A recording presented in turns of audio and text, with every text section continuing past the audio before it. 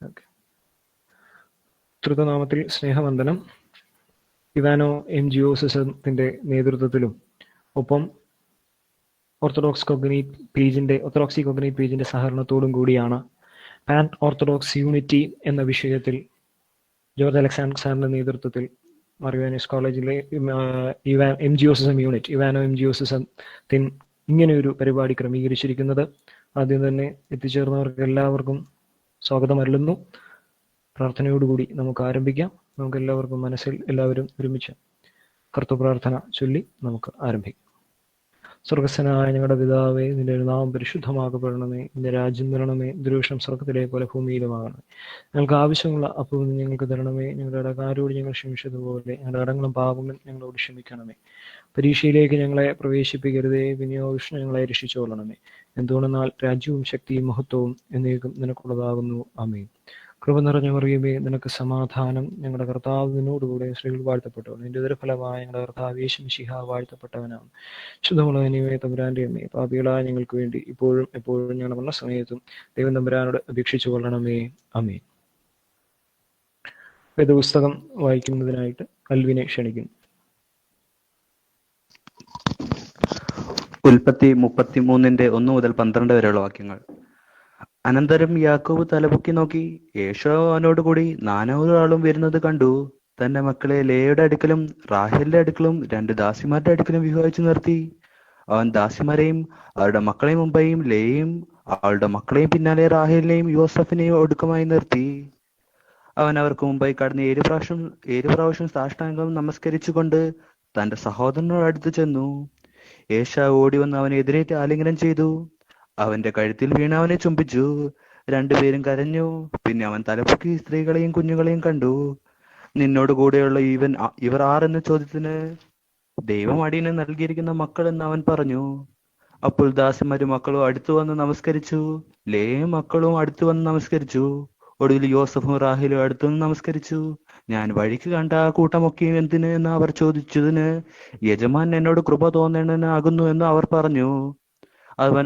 അവൻ അതിന് ഏശാവ്, സഹോദര, എനിക്ക് വേണ്ടുന്നതുകൊണ്ട് നിനക്കുള്ളത് നിനക്കിരിക്കട്ടെ എന്ന് പറഞ്ഞു. അതിന് യാക്കോബ്, അങ്ങനെയല്ല, എന്നോട് കൃപയുണ്ടെങ്കിൽ എന്റെ സമ്മാനം എന്റെ കയ്യിൽ നിന്ന് വാങ്ങണമേ. ദൈവത്തിന്റെ മുഖം കാണുന്ന പോലെ ഞാൻ നിന്റെ മുഖം കാണുകയും നിനക്ക് എന്നോട് ദയ തോന്നുകയും ചെയ്തുവല്ലോ. ഞാൻ അയച്ചിരിക്കുന്ന കാഴ്ച വാങ്ങണമേ. ദൈവമേ എന്നോട് കൃപ ചെയ്തിരിക്കുന്നു, എനിക്ക് വേണ്ടുവോളം ഉണ്ട് എന്ന് പറഞ്ഞ് അവനെ നിർബന്ധിച്ചു. അങ്ങനെ അവർ അത് വാങ്ങി. പിന്നെ അവൻ, നാം പ്രയാണം ചെയ്തു പോക, ഞാൻ നിനക്ക് മുമ്പായി നടക്കാമെന്ന് പറഞ്ഞു. ബാർക്കിമോർ. സഭയ്ക്ക് വേണ്ടിയുള്ള പ്രത്യേക പ്രാർത്ഥന ചൊല്ലുന്നതിനായിട്ട് അമലിനെ ക്ഷണിക്കും. ബാർക്കിമോർ. സർവശക്തനും കാരുണ്യവാനും ദയവാനും ദീർഘക്ഷമയുള്ളവനും വളരെ കൃപയുള്ളവനുമായ ദൈവമേ, നിന്റെ സഭയുടെ രക്ഷയ്ക്ക് വേണ്ടി നിന്റെ വാത്സല്യമുള്ള ഏകപുത്രനെ ഹീനതകൾ അനുഭവിപ്പാനായിട്ട് ലോകത്തിലേക്ക് കൽപ്പിച്ചയപ്പാൻ നിന്നെ നിർബന്ധിച്ചതായ ആ മഹാകരുണയും സ്നേഹവും നിമിത്തം ബലഹീനരും പാപികളും നിന്റെ ഏകപുത്രന്റെ തിരുരക്തത്താൽ രക്ഷിക്കപ്പെട്ടവരുമായ ഞങ്ങളുടെ പ്രാർത്ഥനകളെ കേട്ട് ഞങ്ങളോട് ഉത്തരമരുളി ചെയ്യണമേ. സർവ്വനീതിയുടെയും സർവ്വനന്മകളുടെയും വൈരിയായ സാത്താൻ വിശുദ്ധ സഭയിൽ വരുത്തിക്കൂട്ടുന്ന ഭിന്നതകളെയും പിരിച്ചിലുകളെയും കലഹങ്ങളെയും തർക്കങ്ങളെയും കൃപയോടെ അതിൽ നിന്ന് നീക്കിക്കളഞ്ഞ് സാത്താന്റെയും സൈന്യങ്ങളുടെയും യാതൊരു വക തന്ത്രങ്ങളും ദുഷ്പ്രേരണകളും അതിൽ പ്രവേശിക്കാതെ അതിന്റെ വാതിലുകളിൽ വിശുദ്ധ സ്ലീബായാൽ മുദ്ര കുത്തണമേ. അതിൽ ഉണ്ടായിരിക്കുന്ന കലഹങ്ങളും തർക്കങ്ങളെയും ഭിന്നതകളെയും പിരിച്ചിലുകളെയും നീ നീക്കി മായ്ച്ചു കളയണമേ. അതിന്റെ ഭരണക്കാരും നടത്തിപ്പുകാരും ശുശ്രൂഷകരും ധനവാന്മാരും ദരിദ്രന്മാരും അതിന്റെ പ്രജകളൊക്കെയും പ്രജാതികളുടെയും അന്യന്മാരുടെയും മുൻപാകെ ഉത്തമരും ദൃഷ്ടാന്ത യോഗ്യന്മാരുമായി കാണപ്പെടുമാറാകണമേ. അതിന്റെ വീഴ്ചയ്ക്കും നാശത്തിനും ആഗ്രഹിച്ചു കാത്തിരിക്കുന്ന സാത്താനും സൈന്യങ്ങളും ലജ്ജിക്കുമാറ് ഭൂമി ഒക്കേലുമുള്ള അതിന്റെ സർവ്വ പ്രജകൾക്കും ശുഭവത്സരങ്ങളും സന്തോഷത്തിന്റെ മാസങ്ങളും നീ കൊടുക്കണമേ. നാനാഭാഗങ്ങളിൽ നിന്നുമുള്ള നിന്റെ പള്ളികളിൽ നിന്നും ദേറാകളിൽ നിന്നും മറ്റ് വിശുദ്ധ സ്ഥലങ്ങളിൽ നിന്നും അതിന്റെ പ്രജകളുടെ എല്ലാ ഭവനങ്ങളിൽ നിന്നും പ്രത്യേകം ഓരോരുവനിൽ നിന്നും നിനക്കും നിന്റെ ഏകപുത്രനും നിന്റെ പരിശുദ്ധ റൂഹായിക്കും സ്തുതിയും സ്തോത്രവും ഇപ്പോഴും എല്ലാ സമയത്തും എന്നേക്കും ഇടപെടാതെ കരയേറുകയും ചെയ്യുമാറാകണമേ. ആമീൻ. വന്നു ചേർന്നിരിക്കുന്ന എല്ലാവർക്കും സ്വാഗതം ആശംസിക്കാനായി ദിദി മറിയം മാത്യൂസിനെ ക്ഷണിക്കുന്നു.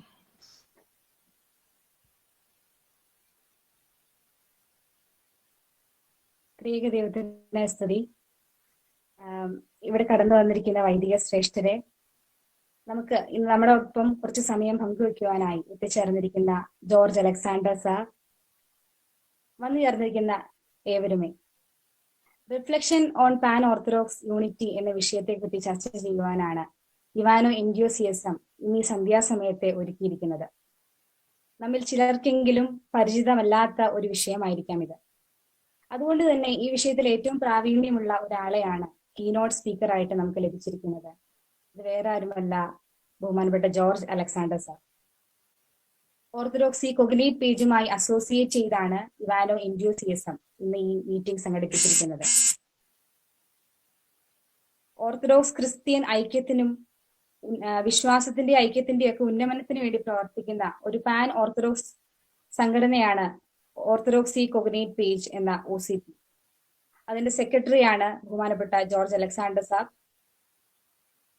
അദ്ദേഹം ഒരു എഴുത്തുകാരനായും പ്രാസംഗികനായും ഹ്യൂമൻ റിസോഴ്സ് ട്രെയിനറായും പാൻ ഓർത്തഡോക്സ് ആക്ടിവിസ്റ്റായും ഒക്കെ പ്രവർത്തിക്കുന്നു.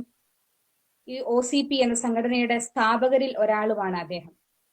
ഏറ്റവും സ്നേഹത്തോടെ ജോർജ് അലക്സാണ്ടർ സാറിനെ ഈ മീറ്റിംഗിലേക്ക് സ്വാഗതം ചെയ്യുന്നു. ബഹുമാനപ്പെട്ട എബ്രാം കോശിയച്ചൻ ഈ മീറ്റിംഗിൽ കടന്നു വന്നിട്ടുണ്ട്. അച്ഛനെ സ്വാഗതം ചെയ്യുന്നു. മറ്റെല്ലാവരെയും ഈ മീറ്റിംഗിലേക്ക് ഇത്രയും സമയം കണ്ടെത്തി കടന്നു വന്നിരിക്കുന്ന എല്ലാവരെയും ഈ മീറ്റിംഗിലേക്ക് സ്വാഗതം ചെയ്തുകൊണ്ട് എന്റെ ഉത്തരവാദിത്തത്തിൽ നിന്ന് വിരമിക്കുന്നു. നന്ദി, നമസ്കാരം. യോഹന്നാന്റെ സുവിശേഷം 19-ാം അധ്യായം 23-ാം വാക്യത്തിൽ ക്രിസ്തുവിന്റെ ക്രൂശാരോഹണത്തെപ്പറ്റി പറയുന്നുണ്ടല്ലോ. അവിടെ വ്യക്തമായി നമുക്ക് കാണുവാൻ സാധിക്കുന്ന ഒരു കാര്യമുണ്ട്, ക്രിസ്തുവിന്റെ അങ്കിയെ പറ്റിയുള്ള വിവരണം. ക്രിസ്തുവിന്റെ അങ്കി മുകൾ മുതൽ താഴെ വരെ ഒറ്റയ്ക്ക് നെയ്തെടുത്ത ഒന്നായിരുന്നു. ക്രിസ്തുവിന്റെ സഭയും അതിന് സമമാണ്. പക്ഷേ കാലഘട്ടത്തിന്റെ ഓരോ പ്രശ്നങ്ങൾ കൊണ്ട് സഭകൾ ചരിത്രപരമായ കാരണം കൊണ്ടും വിശ്വാസപരമായ കാരണം കൊണ്ടും പല വാദങ്ങളിൽ ഏർപ്പെടുകയും സഭ പിളർന്നു പോവുകയും ചെയ്തു. പക്ഷേ ക്രൈസ്തവ സഭ എന്ന് പറയുന്നത് ഏകവും വിശുദ്ധവും കാതോലികവും അപ്പോസ്തോലികവുമാണ് എന്നുള്ളതിൽ യാതൊരു സംശയവുമില്ല. ആ ഒരു സഭയുടെ സഹകരണം സാധ്യമാകേണ്ടത് പരിശുദ്ധ അപ്പോസ്തോലന്മാർ നമുക്ക് നൽകിയ, കർത്താവിൽ നിന്ന് നമുക്ക് നൽകിയ ആ വിശ്വാസത്തെ മുറുകെ പിടിക്കുക എന്നുള്ളതാണ്. ഓർത്തഡോക്സി എന്ന് പറയുന്നത് ഒരു വിശ്വാസം മാത്രമല്ല, മറിച്ച് അതൊരു ജീവിത ചര്യ കൂടിയാണ്, ഒരു ഡിസിപ്ലിനാണ്, ഒരു ക്രിസ്ത്യൻ ഡിസിപ്ലിൻ. ആ ക്രിസ്ത്യൻ ഡിസിപ്ലിൻ നമ്മുടെ ജീവിതത്തിൽ പകർത്തുമ്പോൾ ക്രൈസ്തവ സഭ ഒന്നായി തീരണം എന്ന ലക്ഷ്യം നാം മുന്നിട്ട് നിർത്തുമ്പോൾ തന്നെ ആദ്യം ഓർത്തഡോക്സ് കമ്മ്യൂണിറ്റി, ആ സ്ലീഹന്മാരാൽ ഭരമേൽപ്പിക്കപ്പെട്ട് തന്ന സത്യവിശ്വാസം നമുക്ക് സംരക്ഷിക്കാം. അതിനുവേണ്ടി ഒരു പാത പിന്തുടരുവാൻ, അല്ലെങ്കിൽ ഒരു പാത തുറന്നിടുവാൻ എനിക്കും നിങ്ങൾക്കും സാധിക്കുമെന്നുള്ളത് സത്യമായ ഒരു വസ്തുതയാണ്. നമ്മുടെയാണ് സഭ, നമുക്കേവർക്കും വേണ്ടിയാണ് സഭ നിലനിൽക്കുന്നത്. ആ സഭയെ സ്നേഹിക്കുവാനും ലോകം മുഴുവൻ ക്രിസ്തുവിന്റെ സുവിശേഷം പ്രഘോഷിക്കുവാനും ഒരു ഓർത്തഡോക്സ് യൂണിറ്റി നമുക്ക് സാധ്യമാകട്ടെ വരും കാലങ്ങളിൽ. അതിനുവേണ്ടി നമ്മളോടൊപ്പം തന്നെ ആ ഒരു പ്രവർത്തനങ്ങൾ ഏർപ്പെടുന്ന ഓർത്തഡോക്സി കൊഗ്നേറ്റ് പേജിന്റെ സെക്രട്ടറി സാർ, ബഹുമാനപ്പെട്ട ജോർജ് അലക്സാണ്ടർ, വളരെ സ്നേഹത്തോടെ ആണ് ഞങ്ങളുടെ ക്ഷണം സ്വീകരിച്ച് ഇവിടെ എത്തിയത്. ബഹുമാനപ്പെട്ട സാറിനെ ഡിസ്കഷൻ നയിക്കുന്നതിനായി ക്ഷണിക്കുന്നു. Hello, good evening, everyone. Abel, can you hear me? Yeah, can hear you. Yeah. First of all, let me thank you all for taking some time and joining this discussion. ഏബലിനോട് സംസാരിച്ചത് പറഞ്ഞ അനുസരിച്ചിട്ട് ഞാനൊരു ചെറിയ introduction ഈ pan ഓർത്തഡോക്സിയെ കുറിച്ചും ഇപ്പോഴത്തെ ഒരു contemporary orthodox സിസ്റ്റത്തെ കുറിച്ചും തരാം.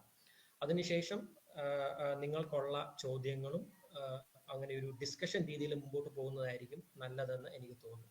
Abel, it's fine, right? Yes, sir. Yes, it's fine. Yeah. Okay, fine. ഈ പാൻ ഓർത്തഡോക്സ് യൂണിറ്റി എന്ന് പറയുന്ന വിഷയത്തിലേക്ക് നമ്മൾ വരുമ്പം the first and foremost ആയിട്ട് നമ്മൾ മനസ്സിലാക്കേണ്ട ഒരു കാര്യം ഓർത്തഡോക്സ് ചേർച്ചസിനെ സംബന്ധിച്ചാണ്. നമ്മൾക്കെല്ലാം അറിയാം, ബേസിക്കലി ജനറലി നമ്മൾ കാറ്റഗറൈസ് ചെയ്യുന്നത് രണ്ട് പ്രധാനപ്പെട്ട ഫാമിലീസ് ആയിട്ടാണ് ഓർത്തഡോക്സ് ചർച്ചിനെ നമ്മൾ കാറ്റഗറൈസ് ചെയ്യുന്നത്. പൊതുവെ നമ്മൾ വിളിക്കുന്നത് one Catholic apostolic church of Jesus Christ and his apostles എന്ന് പറയുന്നുണ്ടെങ്കിലും അത് പല ഫാമിലീസ് ആയിട്ട് സെപ്പറേറ്റഡ് ആയിട്ട് കിടക്കുന്ന വൺ ബോഡി ഓഫ് ക്രൈസ്റ്റ് ആണ്. അങ്ങനെയാണ് നമ്മൾ ജനറൽ ആയിട്ട് ഓർത്തഡോക്സ് ചർച്ചസിനെ കാണുന്നത്. അതിന്റെ ഫസ്റ്റ് പ്രധാനപ്പെട്ട ഒരു ഫാമിലി എന്ന് പറയുന്നത് ഈസ്റ്റേൺ ബിസന്റൈൻ ഓർത്തഡോക്സ് ഫാമിലിയാണ്. രണ്ടാമത് നമ്മളുടെ മലങ്കര സഭ ഉൾപ്പെടുന്ന ഓറിയന്റൽ ഓർത്തഡോക്സ് ഫാമിലിയാണ്. Can you here me? ഇപ്പം വോളിയം കൃത്യമായിട്ട് കിട്ടുന്നുണ്ടോ? Hello Abel? ഇല്ല സർ, വോളിയം കുറവാണ്.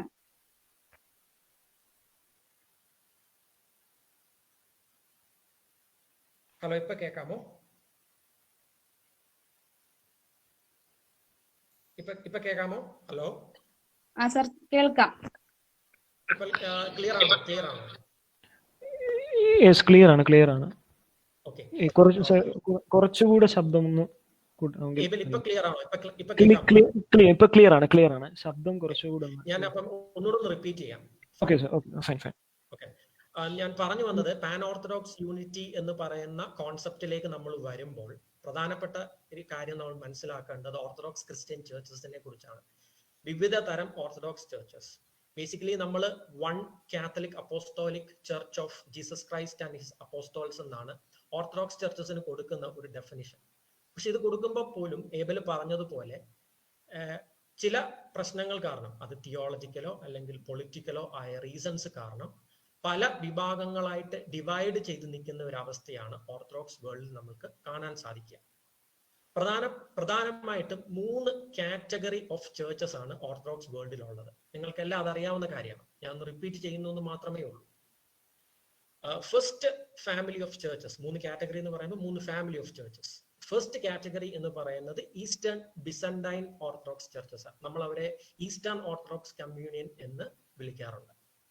രണ്ടാമത്തെ പ്രധാനപ്പെട്ട ഫാമിലി കാറ്റഗറി എന്ന് പറയുന്നത് Oriental Orthodox communion of churches ആണ്. മലങ്കര സഭയും അംഗമായിട്ടിരിക്കുന്ന Oriental Orthodox communion of churches. ഇത് കൂടാതെ മൂന്നാമത് ഒരു കാറ്റഗറി ഓഫ് ചേർച്ചസും കൂടെ ഉണ്ട്. അവരെ ഇൻഡിപെൻഡന്റ് ഓർത്തഡോക്സ് ചേർച്ചസ് എന്ന് വിളിക്കാറുണ്ട്. ഈ ഇൻഡിപെൻഡന്റ് ഓർത്തഡോക്സ് ചേർച്ച് കമ്മ്യൂണിറ്റിയിൽ അല്ലെങ്കിൽ ആ ഒരു ഫാമിലിയിൽ ധാരാളം വിവിധ തരത്തില് പല രീതിയിൽ വിശ്വാസങ്ങൾ ഹോൾഡ് ചെയ്യുന്ന ചേർച്ചസ് ഉണ്ട്. അപ്പം പാൻ ഓർത്തഡോക്സി എന്ന് നമ്മൾ ഉദ്ദേശിക്കുന്നത് ഈ 3 ഫാമിലി ഓഫ് ചേർച്ചസ് അല്ലെ ഈ 3 കാറ്റഗറി ഓഫ് ചേർച്ചസിനെ ഒരുമിച്ച് ഒരു വേദിയിൽ അല്ലെങ്കിൽ ഒരു പ്ലാറ്റ്ഫോമിൽ കൊണ്ടുവരാനായിട്ടുള്ള ഒരു എഫേർട്ടാണ്. അതൊരു കണ്ടിന്യൂസ് ആയിട്ട് നടന്നുകൊണ്ടിരിക്കുന്ന അല്ലെങ്കിൽ പല കാലങ്ങളായിട്ട് എഫേർട്ട് കൊടുത്ത് ഒരു അൾട്ടിമേറ്റ് റിയലൈസേഷൻ ഗോളിലേക്ക്, ഒരു ഫുൾ യൂണിറ്റിയിലേക്ക് പോകാനായിട്ടുള്ള ഒരു പ്രോസസ്സിനെയാണ് പാൻ ഓർത്തഡോക്സ് യൂണിറ്റി എന്ന് നമ്മൾ പൊതുവെ വിളിക്കാറുള്ളത്. ഈ പാൻ എന്നുകൊണ്ട് ഉദ്ദേശിച്ചേക്കുന്നത് എക്രോസ് ജുറിസ്ട്രിക്ഷൻ, വിവിധ ഓർത്തഡോക്സ് സഭകൾ എക്രോസ് ആയിട്ടുള്ള യൂണിറ്റി. പാൻ ആഫ്രിക്കൻ അല്ലെ പാൻ ഇന്ത്യൻ ഒക്കെ എന്ന് പറയുന്ന പോലെ പാൻ ഓർത്തഡോക്സ് യൂണിറ്റി.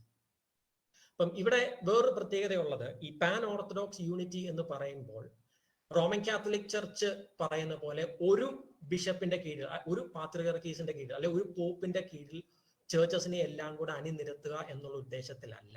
നേരെ മറിച്ച് കൺസീലിയർ സിസ്റ്റത്തിലാണ് പാൻ ഓർത്തഡോക്സ് യൂണിറ്റി മുമ്പോട്ട് പോകുന്നത്. കൺസീലിയർ സിസ്റ്റം എന്ന് ഉദ്ദേശിക്കുന്നത് സിനഡ് അല്ലെ കൗൺസിലുകൾ അല്ലെങ്കിൽ ആളുകൾ ഒരുമിച്ചിരുന്ന്, മെത്രാന്മാരും ജനങ്ങളും ഒരുമിച്ചിരുന്ന് തീർപ്പ് കൽപ്പിക്കുന്ന സിസ്റ്റത്തിലാണ് പാൻ ഓർത്തഡോക്സ് യൂണിറ്റി മുമ്പോട്ട് പോകുന്നത്. അതിന് നമ്മൾ കൊടുക്കുന്ന ഒരു terminology pan Orthodox conciliar unity. I hope it is clear. Abel കൃത്യമായിട്ട് കേൾക്കുന്നുണ്ടോ? കേൾക്കുന്നുണ്ട്. ഇപ്പൊ കേൾക്കാമോ? ഞാൻ പറഞ്ഞ കാര്യങ്ങൾ ക്ലിയർ ആണോ? ക്ലിയർ ആയിരുന്നു. ക്ലിയർ ആണ്. കുറച്ചും കൂടെ വോയിസ് ഓഡിബിൾ ആയിരുന്നെങ്കിൽ സാർ പറഞ്ഞ എല്ലാം ക്ലിയർ ആണ്. സാറിന്റെ ആ ഡിവൈസ് കുറച്ചുകൂടെ ഒന്ന് അടുത്തോട്ടൊന്ന് വെച്ചിരുന്നാ മതി. ഞാനിപ്പോ മാക്സിമം എന്റെ മുഖത്തിനടുത്ത് തന്നെ പിടിച്ചേക്കുന്നു. ഇപ്പൊ കേൾക്കാമോ? ക്ലിയർ ആണ്. വോളിയത്തിന് പ്രശ്നം മാത്രമേ ഉള്ളൂ സാർ, കുഴപ്പമില്ല. ഹലോ, കേൾക്കാം സർ, കേൾക്കാം. Okay, let me continue. Yes. ഇതിനകത്ത് ബേസിക്കലി നമ്മൾ ഈ പാൻ ഓർത്തഡോക്സ് യൂണിറ്റി എന്ന് പറയുമ്പം അതിന് ബേസിക്കലി 4 ഘടകങ്ങളുണ്ട്, 4 ഇമ്പോർട്ടൻറ്റ് സ്ട്രക്ചേഴ്സ് ഉണ്ട്. അതിനകത്ത് ഫസ്റ്റ് വരുന്നത് ഇന്റർ ഓർത്തഡോക്സ് യൂണിറ്റി എന്ന് പറയും. ഇന്റർ ഓർത്തഡോക്സ് യൂണിറ്റി സഭകൾ തമ്മിലുള്ള ഒരു കമ്മ്യൂണിയനിലുള്ള സഭകൾ തമ്മിലുള്ള ബന്ധം. രണ്ടാമത്തെ കാര്യം ഇൻട്രാ ഓർത്തഡോക്സ് യൂണിറ്റി എന്ന് പറയും. വിവിധ ഫാമിലികൾ, അതായത് ഈസ്റ്റേണും ഓറിയന്റലും ഇൻഡിപെൻഡന്റ് ഫാമിലികളും തമ്മിലുള്ള ബന്ധം. മൂന്നാമത് പാട്രിസ്റ്റിക് ഡയലോഗ്. പാട്രിസ്റ്റിക് ഡയലോഗ് എന്ന് പറഞ്ഞാൽ ഈ ഡിസ്യൂണിറ്റി, അതായത് ഈ വിഘടിച്ച് നിൽക്കുന്നത് എന്ന് പറയുന്നത് പ്രധാനമായിട്ടും ഈ തിയോളജിക്കൽ ഒരുമിപ്പില്ലാത്തതിന്റെ പ്രശ്നങ്ങൾ കൊണ്ടാണ്, അല്ലെങ്കിൽ ക്രൈസ്റ്റിന്റെ അല്ലെ ജീസസ് ക്രൈസ്റ്റിന്റെ നേച്ചറിനെ സംബന്ധിച്ചുള്ള തർക്കങ്ങളും അതുമായിട്ട് ബന്ധപ്പെട്ട കാര്യങ്ങളുമായിട്ട് വിഘടിച്ച് നിൽക്കുന്നവയാണ് മിക്കവാറും എല്ലാ ചർച്ചുകളും. അപ്പൊ അവരെ ആ ഒരു രീതിയിൽ ഒരുമിച്ച് കൊണ്ടുവരാനായിട്ടുള്ള ഹൈ ലെവൽ പാട്രിസ്റ്റിക് ഡയലോഗ്. നാലാമതായിട്ടുള്ളത് practical dialogue and exchange.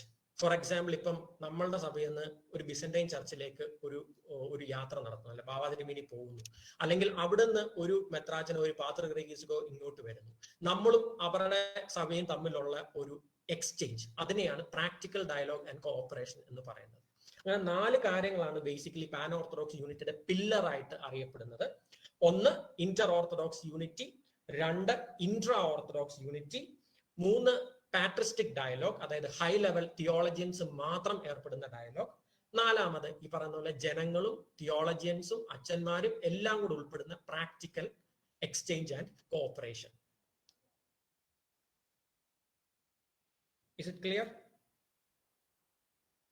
Abel? Yes, sir. Yes. Okay, fine. Abel, if they have any questions to ask, let them. They can start asking. Actually, Okay. കാര്യങ്ങൾ എന്തെങ്കിലും സംശയങ്ങളോ എന്തെങ്കിലും കാര്യങ്ങളോ പറയാനുണ്ടെങ്കിൽ അവർക്ക് ചോദിക്കാം. Okay, sir. Okay.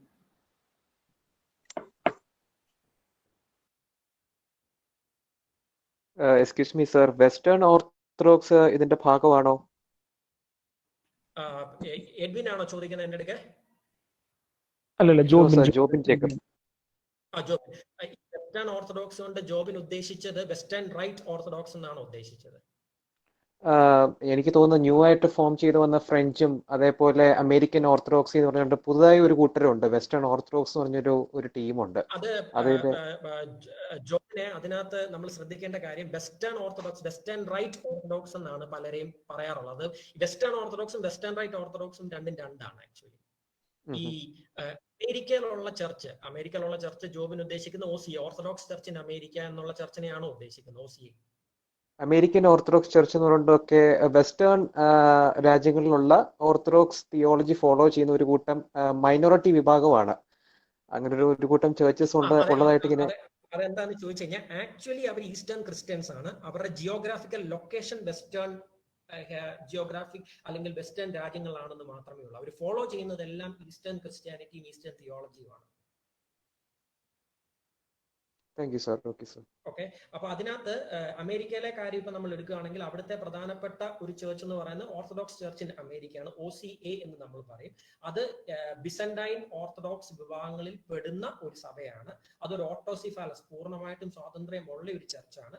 പക്ഷേ അതിന്റെ സ്വാതന്ത്ര്യം ചില പേട്രിയാർക്കേറ്റുകൾ റെക്കഗ്നൈസ് ചെയ്തിട്ടില്ല. അവരും ഈ പാൻ ഓർത്തഡോക്സ് പ്രോസസ്സിന്റെ ഭാഗമാണ്. എല്ലാ ഓർത്തഡോക്സ് ചർച്ചും one way or the other, officially or unofficially, they become part of the pan orthodox process.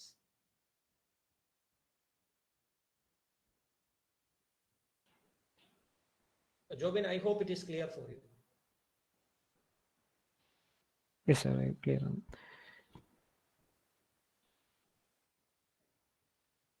Yeah, Abel, anyone else wants to ask something, they can ask. ഞാൻ പറഞ്ഞ കാര്യങ്ങൾ എന്തെങ്കിലും ക്ലിയർ ആകാതുണ്ടെങ്കിൽ, ഏതെങ്കിലും കാര്യത്തിൽ ക്ലാരിറ്റി വേണമെന്നുണ്ടെങ്കിൽ you can ask. ഞാനൊരു discussion, 1-to-1 discussion ആയിട്ട് പോകുന്നതായിരിക്കും നല്ലതെന്ന് തോന്നുന്നത്, instead of me lecturing the whole thing. Okay, sir. Okay. Yeah.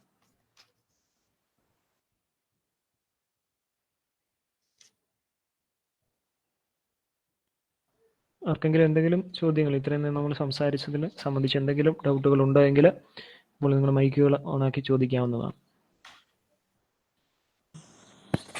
Sir, എൻ്റെ പേര് അജോയ്, ഞാൻ കുവൈറ്റിൽ നിന്നാണ് ജോയിൻ ചെയ്തിരിക്കുന്നത്. ഈ പല അമേരിക്കൻ സഭകളുമായിട്ട് നമ്മുടെ അമേരിക്കൻ സഭയുടെ ലിങ്കുകളുമായിട്ട് ബന്ധപ്പെട്ട് പലപ്പോഴും ഡിസ്കഷനിൽ കണ്ടുവരുന്ന കാര്യം ടിക്കോൺ യൂണിവേഴ്സിറ്റി. അവിടെ നമ്മുടെ പല വേദികരും പഠിക്കുന്നതായിട്ടും പഠിച്ചിറങ്ങുന്നതായിട്ടും ഒക്കെ കേട്ടിട്ടുണ്ട്. ഈ ടിക്കോൺ യൂണിവേഴ്സിറ്റിയുടെ ഒരു കരിക്കുലം അല്ലെങ്കിൽ നമ്മുടെ ഓർത്തഡോക്സി സ്ട്രിക്റ്റ് ആയിട്ട് ഫോളോ ചെയ്യുന്ന ഒരു യൂണിവേഴ്സിറ്റി ആണോ അത്, അതോ ഈ പറഞ്ഞ ഈസ്റ്റേൺ ഓർത്തഡോക്സി? ഓക്കെ, മനസ്സിലായി. Thank you for the question. ഈ സെയിന്റ് ടിക്കൺ എന്ന് പറയുന്നത്, സെയിന്റ് ടിക്കൺ 2 ഇൻസ്റ്റിറ്റ്യൂഷൻസ് ഉണ്ട് ഓർത്തഡോക്സ് വേൾഡിൽ. രണ്ടും ബിസന്റൈൻ ഓർത്തഡോക്സ് വേൾഡിൽ പെടുന്ന ഇൻസ്റ്റിറ്റ്യൂഷൻസ് ആണ്. ഒരു സെയിന്റ് ടിക്കൺ എന്ന് പറയുന്നത് റഷ്യയിലുള്ള റഷ്യൻ ഓർത്തഡോക്സ് ചർച്ചിന്റെ കീഴിലുള്ള ഒരു യൂണിവേഴ്സിറ്റിയാണ്. സെയിന്റ് ടിക്കൻസ് യൂണിവേഴ്സിറ്റി ഉണ്ട് അവർക്ക് അവിടെ. അത് completely Russian Orthodox church Moscow പേട്രിയാർക്കേറ്റിന്റെ കീഴിലുള്ള ഒരു ഫുൾ ഫ്ലെഷ്ഡ് യൂണിവേഴ്സിറ്റിയാണ്. അവർക്ക് തിയോളജി മാത്രമല്ല പല വിഷയങ്ങളിൽ അവര് കോഴ്സസ് ഓഫർ ചെയ്യുന്നുണ്ട്. അത് 1 ഇൻ റഷ്യ. നമ്പർ 2, താങ്കൾ ചോദിച്ചത് സെയിന്റ് ടിക്കൻ സെമിനാരിയാണ്. അത് യൂണിവേഴ്സിറ്റി അല്ല. അത് US ബേസ് ചെയ്തിട്ടുള്ള ഒരു സെമിനാരി മാത്രമാണ്. ഓഫ് കോഴ്സ് അതൊരു ഓർത്തഡോക്സ് ചർച്ചിന് അമേരിക്കയുടെയും മറ്റ് ഓർത്തഡോക്സ് ചർച്ചുകളുടെയും ഒക്കെ സഹകരണത്തോടുകൂടി നടക്കുന്ന ഒരു സെമിനാരിയാണ്. അവിടെ നമ്മളുടെ മലങ്കരയിൽ നിന്നുള്ള വിദ്യാർത്ഥികൾ പഠിക്കുന്നുണ്ട്. അല്ല, ഒരു അഡീഷണൽ ആയിട്ടുള്ള ഒരു പഠിത്തത്തിന് വേണ്ടി പോകുന്നതാണോ? മീൻസ് നമ്മൾ പറയുന്ന നമ്മുടെ ബേസിക് ഓർത്തഡോക്സിയിൽ നിന്ന് അല്പം ഡിഫറെന്റ് ആണോ, അതോ അവരുടെ കരിക്കുലം ഉൾപ്പെടെ? അവരുടെ കരിക്കുലം നമ്മളുമായിട്ട് ഡെഫിനറ്റ്ലി നമ്മളിവിടെ മലങ്കരയിൽ ഫോളോ ചെയ്യുന്നത് ഓർത്തഡോക്സ് കരിക്കുലം ആണെങ്കിലും അതിന്റെ ബന്ധങ്ങളെല്ലാം നമ്മൾക്ക് കിടക്കുന്നത് ഒരു ആംഗ്ലിക്കൻ യൂണിവേഴ്സിറ്റി ആയിട്ടുള്ള സെറാംപൂറുമായിട്ടാണ്. പക്ഷേ സെയിന്റ് തിക്കൺസും അല്ലെ സെയിന്റ് വ്ളാഡിമറും അതുപോലുള്ള സ്ഥാപനങ്ങൾക്ക് അവരുടേതായിട്ടുള്ള ബിസന്റൈൻ ഓറിയന്റഡ് തിയോളജിയും കാര്യങ്ങളുമുണ്ട്. പക്ഷേ അവർക്കൊരു അക്രഡിറ്റേഷൻ ഉണ്ട്. അക്രഡിറ്റേഷൻ അവർ യൂഷ്വലി ചെയ്യുന്നത് അവിടുത്തെ ഒരു തിയോളജിക്കൽ യൂണിയൻ ഉണ്ട്. ആ തിയോളജിക്കൽ യൂണിയന്റെ ഭാഗമായിരിക്കും. പക്ഷെ അവർ ഫോളോ ചെയ്യുന്ന സിലബസ് പ്യൂർലി ഓർത്തഡോക്സ് ആയിരിക്കും. ശരി സാർ, ക്ലിയർ ആയി. ഒരു ചോദ്യം, അതായത് നമ്മുടെ ഈ ഒരു കേരളത്തിൽ ഇൻഡിപെൻഡന്റ് ഓർത്തഡോക്സ് ചർച്ചസ്, ഇപ്പൊ നമ്മൾ മലങ്കര ഓർത്തഡോക്സ് സഭയാണെങ്കിലും യക്കോബായ വിഭാഗമാണെങ്കിലും ഏത് വിഭാഗം, ഇത് രണ്ടുപേരുമാണ് മെയിനായിട്ട് കേരളത്തിൽ ഓർത്തഡോക്സി എന്നുള്ള ഒരു കൺസെപ്റ്റ് കൂടുതലായി പ്രഘോഷിക്കുന്നത്. അപ്പം ഈ ഒരു അവസരത്തിൽ നമ്മുടെ തൊഴിയൂർ സഭ പോലുള്ള സഭകൾ, പ്രത്യേകിച്ച് അവർക്കൊരു മർത്തോമ സഭയുമായാണ് കണക്ഷൻ ഉള്ളത്. അപ്പൊ അവരെ നമുക്കൊരു ഇൻഡിപെൻഡന്റ് കമ്മ്യൂണിറ്റിയായി കൺസിഡർ ചെയ്തുകൊണ്ട് അവരെ യഥാർത്ഥത്തിൽ നമുക്ക് ഉൾക്കൊള്ളാൻ സാധിക്കുന്നുണ്ടോ? ഈ തോഴിയൂർ ചർച്ചിന്റെ കാര്യം പറയുകയാണെങ്കിൽ വളരെ രസകരമാണ്. തോഴിയൂർ ചർച്ചിന്റെ തിയോളജി, തോഴിയൂർ ചർച്ചിന്റെ സിസ്റ്റം എല്ലാം മിയാഫസൈറ്റ് ഓറിയന്റൽ ഓർത്തഡോക്സിയാണ്.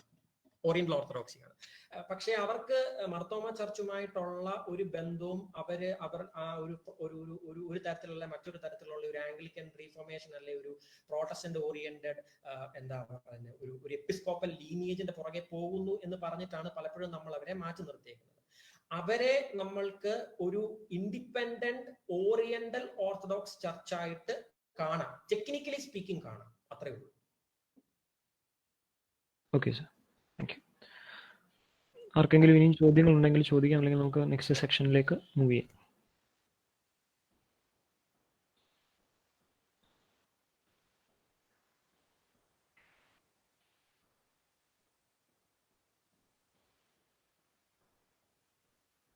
നിങ്ങൾക്ക് എന്തെങ്കിലും എവിടെയെങ്കിലും ക്ലാരിഫിക്കേഷൻ ഉണ്ടെങ്കിൽ ചോദിക്കുക. പറഞ്ഞ കാര്യങ്ങളിൽ ക്ലിയർ അല്ലാത്തതോ അല്ലെങ്കിൽ എന്തെങ്കിലും ഇത് കാരണം ഈ ഒരു കോൺസെപ്റ്റ് പാൻ ഓർത്തഡോക്സ് കോൺസെപ്റ്റ് എന്ന് പറയുന്നത് അത് അത്ര പെട്ടെന്ന് അങ്ങോട്ട് ഒരു ഹൈലി ഡെവലപ്ഡ് ഏരിയ അല്ല. കാരണം ഒരല്പം ഡ്രൈ ആയിരിക്കും. അതുകൊണ്ട് ചോദ്യങ്ങൾ ചോദിച്ചു തന്നെ ക്ലാരിഫിക്കേഷൻസ് നടത്തി തന്നെ മുമ്പോട്ട് പോകുന്നതായിരിക്കും നല്ലതെന്ന് എനിക്ക് തോന്നുന്നു. സർ, ഈ ഇൻഡിപെൻഡന്റ് ഓർത്തഡോക്സ് ചർച്ചസിന്റെ കുറച്ച് എക്സാമ്പിൾസ് പറയാമോ? Independent Orthodox, very good question. Thank you so much for asking. Reshma, right? Okay. Independent Orthodox churches പല കാറ്റഗറിയിൽ ഉണ്ട് രേഷ്മ. അതായത് ഫോർ എക്സാമ്പിൾ ഞാൻ പറയാം, ഈ ഓൾഡ് കലണ്ടർ ഓർത്തഡോക്സ് ചർച്ചസ് എന്ന് പറഞ്ഞൊരു ഗ്രൂപ്പ് ഉണ്ട്. ഓൾഡ് കലണ്ടർ ഓർത്തഡോക്സ് ചർച്ച് അവര് ഗ്രീക്ക് ഓർത്തഡോക്സ് ചർച്ചിൽ നിന്ന് കലണ്ടർ യൂസേജിന്റെ വ്യത്യാസത്തിൽ വിഘടിച്ചു പോയ ഗ്രൂപ്പ്.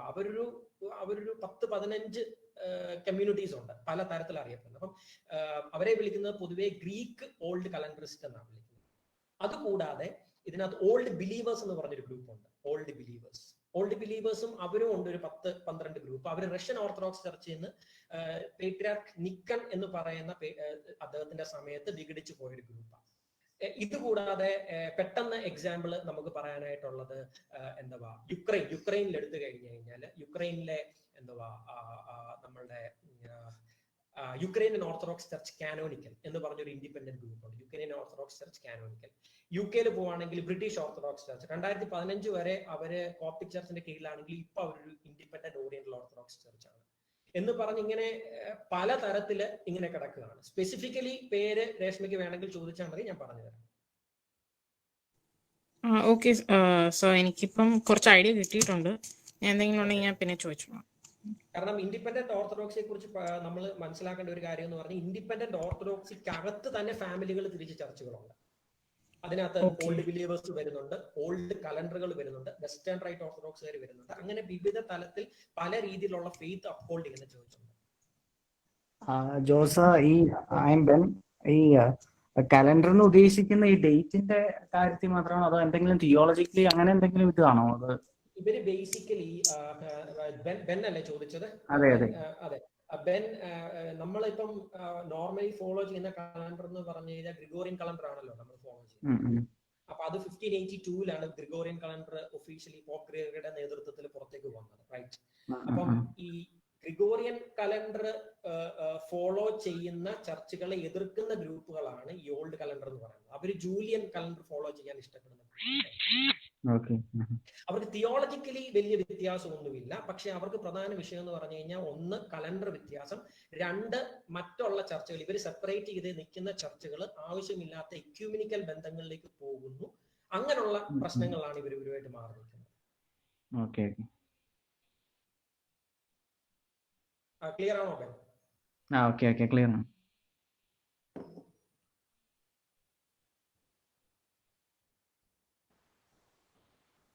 ഈ ഇൻഡിപെൻഡന്റ് ഓർത്തഡോക്സിയെ കുറിച്ച് നമ്മൾ പോകുമ്പോൾ അത് നമ്മൾ ഒരു മനുഷ്യായുസ് മുഴുവൻ പഠിച്ചാൽ തീരത്തില്ല. കാരണം അത്ര തരത്തിലുള്ള ചേർച്ചസ് ഇൻഡിപെൻഡന്റ് ഓർത്തഡോക്സ് കമ്മ്യൂണിറ്റിയിലുണ്ട്. അതും ഈ നമ്മളുടെ ഈ രാഷ്ട്രീയക്കാരുടെ പാർട്ടി പറയത്തില്ല, നമ്മൾ ABCD എന്ന് പറഞ്ഞ് പേരിടുക എന്ന് പറയത്തില്ല. എന്ന് പറയുന്ന പോലെ അങ്ങോട്ടും ഇങ്ങോട്ടും എല്ലാം അവര് കോൺഫ്ലിക്റ്റ് ഉണ്ടാവും. ചിലർ കമ്മ്യൂണിയനിലാണ് അങ്ങോട്ടും ഇങ്ങോട്ടും, ചിലർ പെട്ടെന്ന് കമ്മ്യൂണിയനിൽ നിന്ന് മാറും, ചിലർ പെട്ടെന്ന് ഒരു ബിഷപ്പ് ഒരു ചർച്ച് പ്രഖ്യാപിക്കും. അപ്പൊ അങ്ങനെയുള്ള ഒരു വളരെ ഇറഗുലർ ആയിട്ടുള്ള ഒട്ടും കൺസിസ്റ്റന്റ് അല്ലാത്ത ഒരു ഗ്രൂപ്പ് ഓഫ് ചേർച്ചസ് ആണ് ഇൻഡിപെൻഡന്റ് ഓർത്തഡോക്സ് ചർച്ചസിലുള്ളത്. അതുപോലെ തന്നെ എന്നാൽ കൺസിസ്റ്റന്റ് ആയിട്ടും അതുപോലെ വളരെ അൾട്രാ കൺസർവേറ്റീവ് ഓർത്തഡോക്സി പ്രൊപ്പഗേറ്റ് ചെയ്യുന്ന ചേർച്ചസും അവരുടെ കൂട്ടത്തിലുണ്ട്. അതുപോലെ പൊളിറ്റിക്കൽ, അതായത് രാഷ്ട്രീയപരമായിട്ടുള്ള കാരണങ്ങളാൽ ഇൻഡിപെൻഡന്റ് ആയിട്ടുള്ള ചേർച്ചസും അവരുടെ കൂട്ടത്തിലുണ്ട്. എക്സാമ്പിൾ പറയുവാണെങ്കിൽ മോണ്ടിനിഗ്രോ എന്ന് പറയുന്ന സ്ഥലത്ത് മോണ്ടിനിഗ്രൻ ഓർത്തഡോക്സ് ചർച്ച് രാഷ്ട്രീയപരമായ കാരണങ്ങളാൽ സെപ്പറേറ്റ് ചെയ്ത് പോയൊരു ചർച്ചാണ്. മാസിഡോണിയൻ ഓർത്തഡോക്സ് ചർച്ച് മറ്റൊരു എക്സാമ്പിൾ ആണ്. അത് സെർബിയൻ ചർച്ചിന്റെ ഭാഗമായിട്ട് നിന്നൊരു ചർച്ചാണ്. പക്ഷെ 1940s 1950s അവർ സെപ്പറേറ്റഡ് ആയിപ്പോയി. അപ്പം പല റീസൺസ് കൊണ്ട്, ecumenical reasons, calendar reasons, theology and faith, അങ്ങനെ പല റീസൺസ് കൊണ്ടാണ് ഈ ഇൻഡിപെൻഡന്റ് ഓർത്തഡോക്സ് ചർച്ചസ് മറ്റു ബോഡിയിൽ നിന്ന് മാറി നിൽക്കുന്നത്.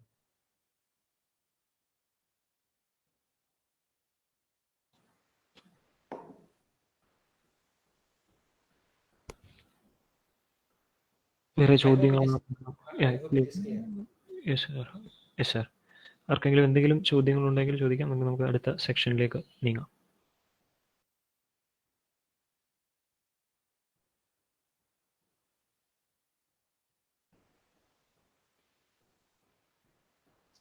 നമുക്ക് മൂവ് ചെയ്യാം. ഓക്കെ, ഇനി ഞാൻ ബേസിക്കലി ഈ നമ്മുടെ പാൻ ഓർത്തഡോക്സി എന്ന് പറയുമ്പം പല ആൾക്കാരുടെയും ഒരു ഇതുണ്ട്. എക്യൂമിനിസവും പാൻ ഓർത്തഡോക്സിയും തമ്മിലുള്ള ഒരു വ്യത്യാസത്തെ കുറിച്ച് പല ആൾക്കാരും ചോദിക്കാറുണ്ട്. ക്ലിയർ ആണോ Abel? Can you here me? Yes sir, clear ആണ്. ഈ നമ്മൾ പൊതുവെ നമ്മുടെ ചേർച്ചിന്റെ, അതായത് ഇപ്പൊ മലങ്കര സഭ മറ്റൊരു ചേർച്ചുമായിട്ട്, ഫോർ എക്സാമ്പിൾ റഷ്യൻ ചർച്ചോ അല്ലെ സിറിയക് ചർച്ചോ അല്ലെങ്കിൽ മറ്റേതെങ്കിലും ചർച്ചുമായിട്ട് ബന്ധപ്പെടുമ്പോൾ പൊതുവേ നമ്മൾ വിളിക്കുന്ന ഒരു ടെർമിനോളജി എന്ന് പറഞ്ഞാൽ എക്യൂമിനിക്കൽ റിലേഷൻഷിപ്പ് എന്നാണ് നമ്മൾ വിളിക്കാറുള്ളത്. പക്ഷേ ഞാനിവിടെ ഉദ്ദേശിക്കുന്നത് എന്ന് പറയുന്നത് ഓർത്തഡോക്സ് ചർച്ചുകൾ തമ്മിൽ, അതായത് ഏത് ഓർത്തഡോക്സ് ചർച്ച് ആയാലും eastern to oriental, oriental to independent, അവര് തമ്മിലുള്ള ബന്ധത്തെ സൂചിപ്പിക്കുന്നതാണ് പാൻ ഓർത്തഡോക്സ് യൂണിറ്റി എന്ന് ഞാനിവിടെ ഉദ്ദേശിക്കുന്നത്. അത് എക്യൂമിനിസത്തിൽ പെടുന്നില്ല. എക്യൂമിനിസം എന്ന് പറയുന്നത് ഏതെങ്കിലും ഒരു ഓർത്തഡോക്സ് ചർച്ച് ഒരു നോൺ ഓർത്തഡോക്സ് ചർച്ചുമായിട്ടുള്ള ബന്ധത്തെ സൂചിപ്പിക്കുന്നതാണ് എക്യൂമിനിസം. പിന്നെ ഒരു കാര്യം കൂടെ പ്രത്യേകം നിങ്ങൾ ഇവിടെ മനസ്സിലാക്കേണ്ടതുണ്ട്. പാൻ ഓർത്തഡോക്സ് യൂണിറ്റി എന്ന് ജനറലി പറയുമ്പോൾ, നമ്മൾ ചുമ്മാതെ പാൻ ഓർത്തഡോക്സ് യൂണിറ്റി എന്ന് പറയുമ്പോൾ അത് പൊതുവെ ഈസ്റ്റേൺ ഓർത്തഡോക്സുകാര് അവര് തമ്മിലുള്ള ബന്ധത്തെ സൂചിപ്പിക്കാൻ ഉദ്ദേശിക്കുന്ന ഒരു വാക്കാണ്.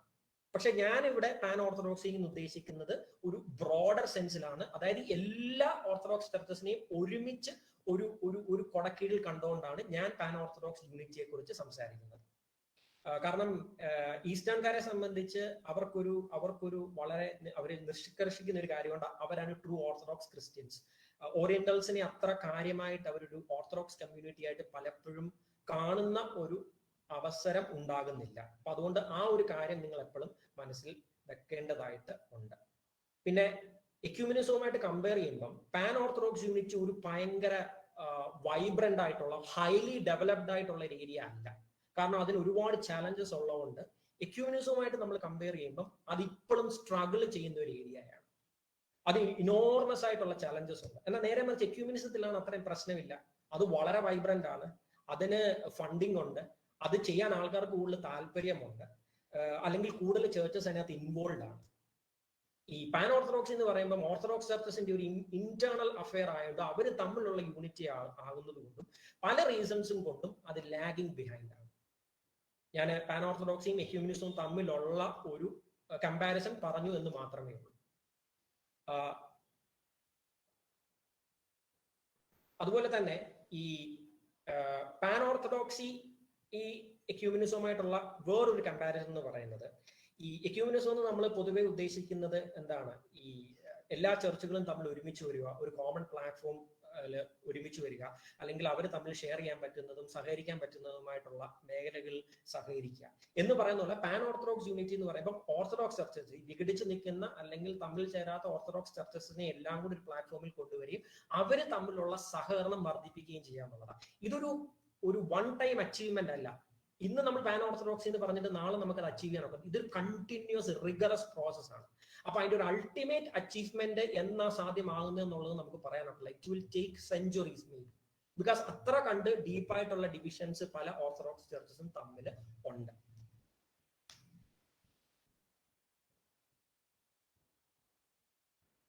I hope it is clear.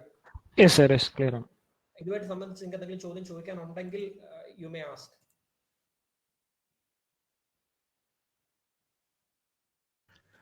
Sir, hello, കേൾക്കാം? കേൾക്കാം, പറയൂ. സാർ, നമ്മൾ ഈ കമ്മ്യൂണിനെ ബന്ധപ്പെടുന്നതിന്റെ പിന്നെ വിശുദ്ധ കുർബാന അങ്ങോട്ടും ഇങ്ങോട്ടും തമ്മിൽ പങ്കെടുക്കുന്നതിന്റെയൊക്കെ അതിന്റെ കാര്യത്തിൽ എങ്ങനെയാ? അതിന്റെ ഇപ്പോഴത്തെ അവസ്ഥ എന്താണെന്ന് ചോദിച്ചു കഴിഞ്ഞാൽ നമ്മളോട് പറയാറുള്ളത് എക്യൂമെനിക്കൽ റിലേഷൻസ് ഡിപ്പാർട്ട്മെന്റ് ആണ് നമ്മുടെ സഭയുടെ അങ്ങനെയുള്ള കാര്യങ്ങളെ കുറിച്ച് കൂടുതൽ ആധികാരികമായിട്ട് പറയാറുള്ളത്.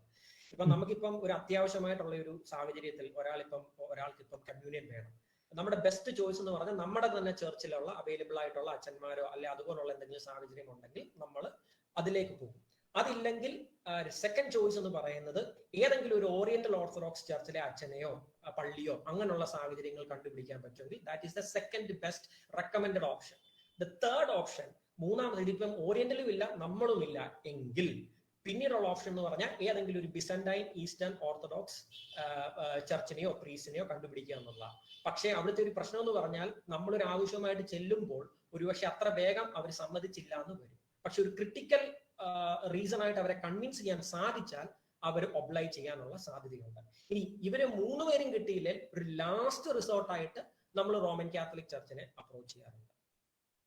ഈ ഈസ്റ്റേൺ ഓർത്തഡോക്സ് ചർച്ചും ഓറിയന്റൽ ഓർത്തഡോക്സ് ചർച്ചും തമ്മിൽ ഒഫീഷ്യലായിട്ട് യാതൊരു തരത്തിലുള്ള കമ്മ്യൂണിയനും ഇല്ല.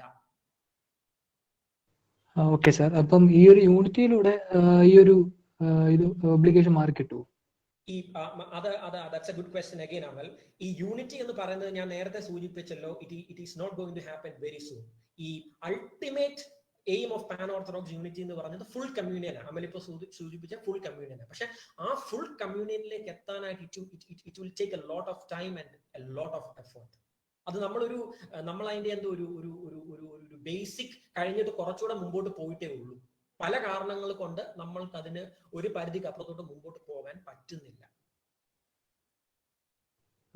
Okay sir, thank you sir. Clear ആണോ? Yes sir, yes sir, yes sir, thank you so much. Anything else you want to ask?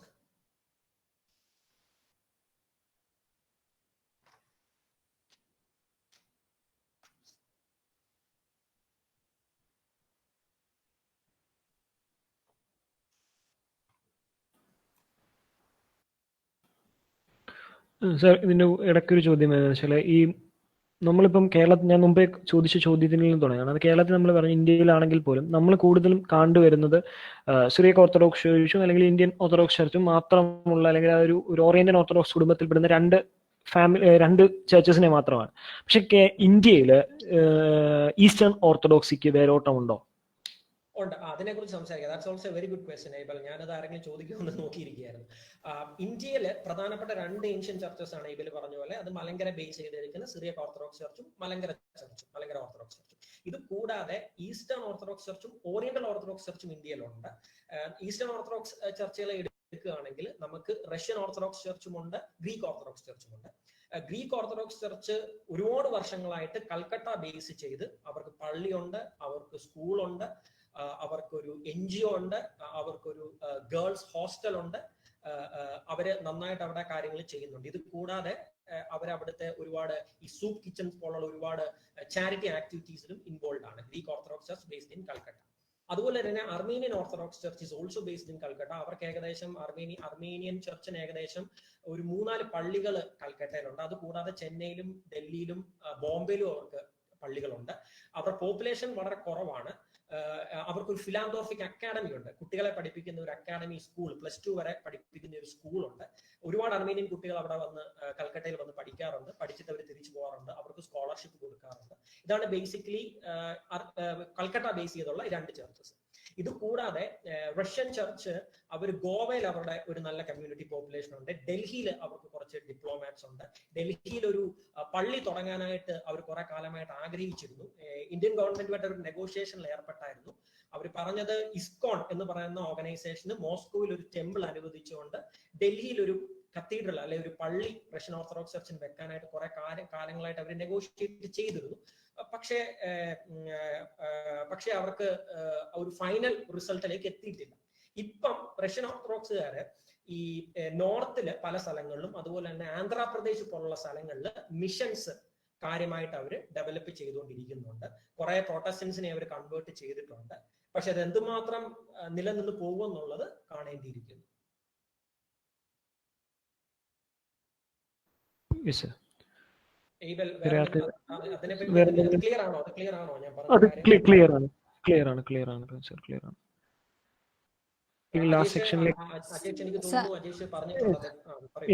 Sir, ഇപ്പൊ നോർത്ത് ഇന്ത്യയിലൊക്കെ ഉള്ള ഈ ചർച്ചസ് ഒക്കെ അവരുടെ ആളുകൾക്ക് വേണ്ടിയിട്ട് തുടങ്ങിയിട്ടുള്ളതാണോ, അവരുടെ ഈ ബ്രാഞ്ചസ്, ചർച്ചസിന്റെ ബ്രാഞ്ചസ്, അതോ നമ്മളുടെ ഇടയിലേക്ക് തന്നെ കടന്നു വരാൻ വേണ്ടിയിട്ട് തുടങ്ങിയിട്ടുള്ളതാണോ, ഇന്ത്യൻസിന് ഇടയിലോട്ട് തന്നെ?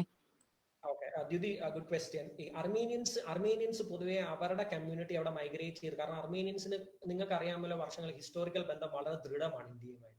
അപ്പം അർമേനിയൻ കമ്മ്യൂണിറ്റി ബേസിക്കലി അർമേനിയൻ കമ്മ്യൂണിറ്റിയെ സെർവ് ചെയ്യാനായിട്ട്, അവിടെ വന്ന ക്രിസ്ത്യൻ കമ്മ്യൂണിറ്റിയെ സെർവ് ചെയ്യാനായിട്ടാണ് അവരുടെ പള്ളികളും അവരുടെ സ്ഥാപനങ്ങളും ഉള്ളത്. പക്ഷേ ഇന്നത്തെ കാലഘട്ടങ്ങളിൽ മറ്റുള്ള കുട്ടികളെയും മറ്റുള്ളിടത്തു നിന്നുള്ള ആൾക്കാരെ, ഈവൻ ഹിന്ദുസിനെയും സിഖ്സിനെയും ഒക്കെ അവര് ടീച്ചേഴ്സായിട്ടും മറ്റുള്ള കാര്യങ്ങളൊക്കെ അവര് കോർപ്പറേറ്റ് ചെയ്ത് ഒരുമിച്ച് കൊണ്ടുപോകുന്നുണ്ട്, അവരുടെ സ്ഥാപനങ്ങളിൽ ജോലി ചെയ്യുന്നുണ്ട്. പക്ഷെ പ്രൈം ഫോക്കസ് എപ്പോഴും അർമേനിയൻ കമ്മ്യൂണിറ്റിക്ക് തന്നെയായിരിക്കും. റഷ്യൻസിനെ സംബന്ധിച്ച് റഷ്യൻസിന് അങ്ങനെ ഒരു ഇന്റൻസ് ആയിട്ടുള്ള ഒരു എസ്റ്റാബ്ലിഷ്ഡ് ഒരു ഓർഗനൈസേഷൻ ഇന്ത്യയിലില്ല.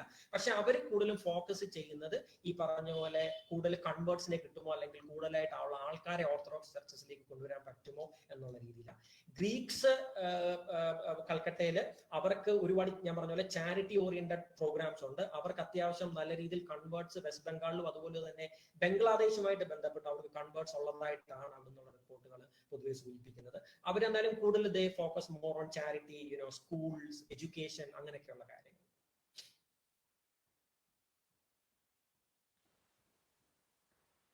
Okay sir. ക്ലിയർ ആണോ ദ്യുതി? പറഞ്ഞ കാര്യം ക്ലിയർ ആണോ? ക്ലിയർ ആയി. So can we move to the next section? ആർക്കെങ്കിലും എന്തെങ്കിലും ചോദ്യങ്ങൾ നെക്സ്റ്റ് സെക്ഷനിലേക്ക് പോവാം. വേറെ ആർക്കും ചോദ്യങ്ങളില്ല എന്ന് പ്രതീക്ഷിക്കുന്നു. ഈ പാൻ ഓർത്തഡോക്സിയെ പറ്റിയുള്ള ഡയലോഗുകൾ, ഈ നമ്മള് ഒരു പാൻ ഓർത്തഡോക്സ് യൂണിറ്റി എന്ന് പറയുമ്പോൾ പാൻ ഓർത്തഡോക്സ് യൂണിറ്റിക്ക് വേണ്ടിയിട്ട് നടത്തിയിട്ടുള്ള പല ഡയലോഗുകളും ഉണ്ട്, അല്ലെങ്കിൽ പല ഒത്തൊരുമിപ്പും അല്ലെ ഒരുമിച്ച് വന്നിട്ട് പല തവണയായിട്ട് പല ആൾക്കാരും പല രീതിയിൽ ശ്രമിച്ചിട്ടുണ്ട്. ചേർച്ചുകളെല്ലാം കൂടി ഒരുമിച്ച് വന്നിട്ടുണ്ട്. അതിനകത്ത് ഒരു ഒഫീഷ്യലായിട്ട് ആദ്യം നടന്ന ഡയലോഗ് 1964 ഡെൻമാർക്കിൽ വെച്ചിട്ടാണ്. 1964 ഒരു ഒഫീഷ്യൽ ഡയലോഗ് എന്ന് പറഞ്ഞത്. അതിന് മുമ്പ് ബന്ധങ്ങൾ ഉണ്ടായിരുന്നെങ്കിലും 1964 അത് തുടങ്ങിയത്. പക്ഷെ അൺഫോർച്ചുനേറ്റ്ലി എന്താ സംഭവിച്ചെന്ന് ചോദിച്ചാൽ 1964 ശേഷം ഒരു സീരീസ് ഓഫ് ഡയലോഗ്സ് ഈ ബിസന്റൈൻ ചർച്ചുകളും ഓറിയന്റൽ ചർച്ചുകളും തമ്മിൽ അങ്ങോട്ടും ഇങ്ങോട്ടും ഒക്കെ നടന്നിട്ടുണ്ട്. ഏറ്റവും ലാസ്റ്റ് നടന്ന കമ്മിറ്റി മീറ്റിംഗ് എന്ന് പറയുന്നത് 2018 2019 2020 കാലഘട്ടങ്ങളിലും കുറച്ച് അങ്ങോട്ടും ഇങ്ങോട്ടും ഒക്കെയുള്ള ചില എക്സ്ചേഞ്ചസ് ഒക്കെ നടന്നിട്ടുണ്ട്. പക്ഷെ പ്രശ്നം എന്താണെന്ന് ചോദിച്ചു കഴിഞ്ഞാൽ എക്യൂമിനിക്കൽ വേൾഡിലുള്ള ഓർത്തഡോക്സ് ചർച്ചസിന്റെ ഇൻവോൾവ്മെന്റ് നമ്മൾ പാൻ ഓർത്തഡോക്സ് ഡയലുമായിട്ട് കമ്പയർ ചെയ്യുമ്പോൾ പാൻ ഓർത്തഡോക്സ് ഡയലോഗ് വളരെ മോശമായിട്ടാണ് കാണപ്പെടുന്നത്. ഐ മീൻ അതിന്റെ ഇന്റൻസിറ്റിയും അതിന്റെ ഇൻവോൾവ്മെന്റും വളരെ ഒരു താഴേക്കിടയിലുള്ള ഒരു തട്ടപ്പിളും താണിരിക്കുന്ന രീതിയിലാണ് കാണുന്നത്. പക്ഷേ നേരെ മറിച്ച് ഈ എല്ലാ ഓർത്തഡോക്സ് ചർച്ചസും എസ്പെഷ്യലി ഈ ബൈസെന്റിയൻ ഓർത്തഡോക്സ് ചർച്ചും ഓറിയന്റൽ ഓർത്തഡോക്സ് ചർച്ചും WCC ഗ്ലോബൽ ക്രിസ്ത്യൻ ഫോറം അല്ലെങ്കിൽ ആംഗ്ലിക്കൻ ചർച്ച് അല്ലെങ്കിൽ റോമൻ കാത്തലിക് ചർച്ച് ഇവരുമായിട്ടുള്ള ഡയലോഗ് വളരെ കൺസിസ്റ്റന്റ് ആയിട്ട് ഇൻവോൾവ് ചെയ്ത് മുമ്പോട്ട് പോകുന്നുണ്ട്. അതിന് വലിയ ബ്രേക്ക് ഒന്നും വന്നിട്ടില്ല. പക്ഷെ പാൻ ഓർത്തഡോക്സ് ഡയലോഗ്സിൽ കാര്യമായിട്ടുള്ള ബ്രേക്സ് ഉണ്ടായിട്ടുണ്ട്. അത് നിങ്ങളുടെ അറിവിലേക്ക് ഞാൻ പറഞ്ഞു എന്നുള്ളതേ ഉള്ളൂ.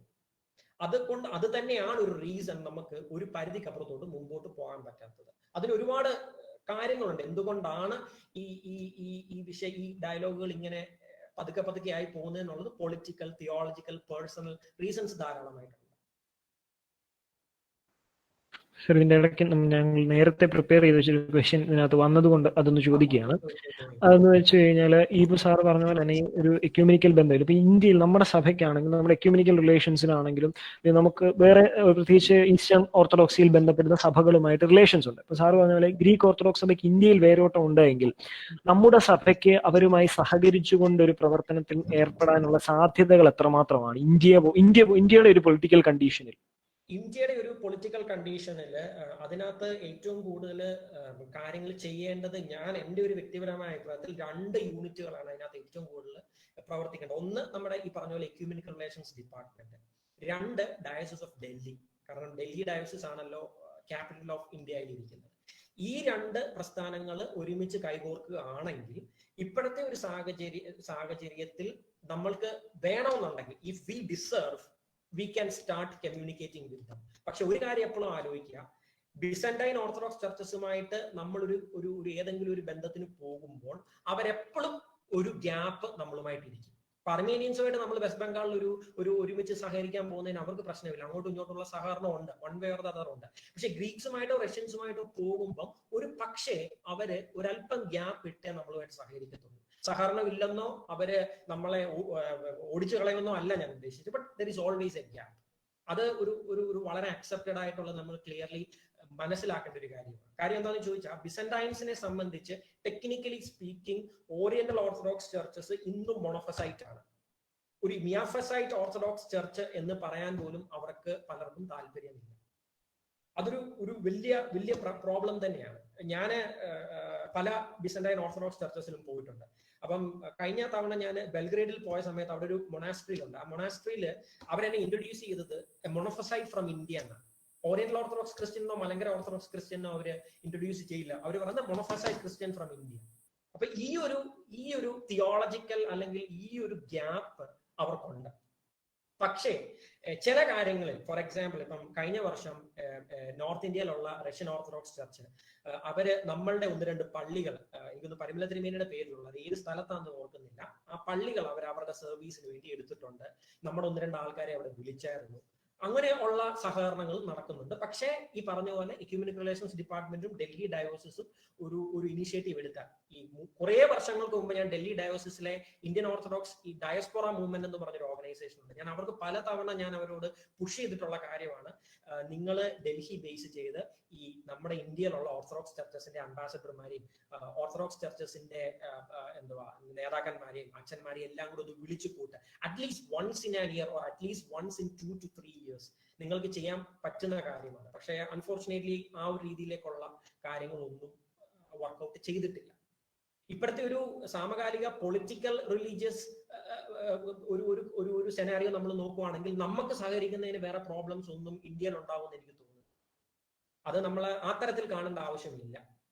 പക്ഷെ ഇത് ഡിപ്പെൻസ്. കാരണം ഒരു കാര്യം കൂടെ ഉണ്ട്, മലങ്കര സഭ ഇന്ത്യയുടെ സ്വന്തം നാഷണൽ ചർച്ചാണെന്ന് നമ്മൾ പറയുമ്പോൾ മറ്റുള്ള ഇന്ത്യയിലുള്ള ഓർത്തഡോക്സ് ചർച്ചസുകളെ ഒരുമിച്ച് നിർത്താനും അവരെ ഒരുമിച്ച് നെറ്റ്വർക്ക് ചെയ്ത് ഒരു പ്ലാറ്റ്ഫോമിൽ നിർത്താനും അല്ലെങ്കിൽ അറ്റ്ലീസ്റ്റ് ഒരു സഹകരണം ഉറപ്പാക്കാനും നമുക്കൊരു റെസ്പോൺസിബിലിറ്റി ഉണ്ട്.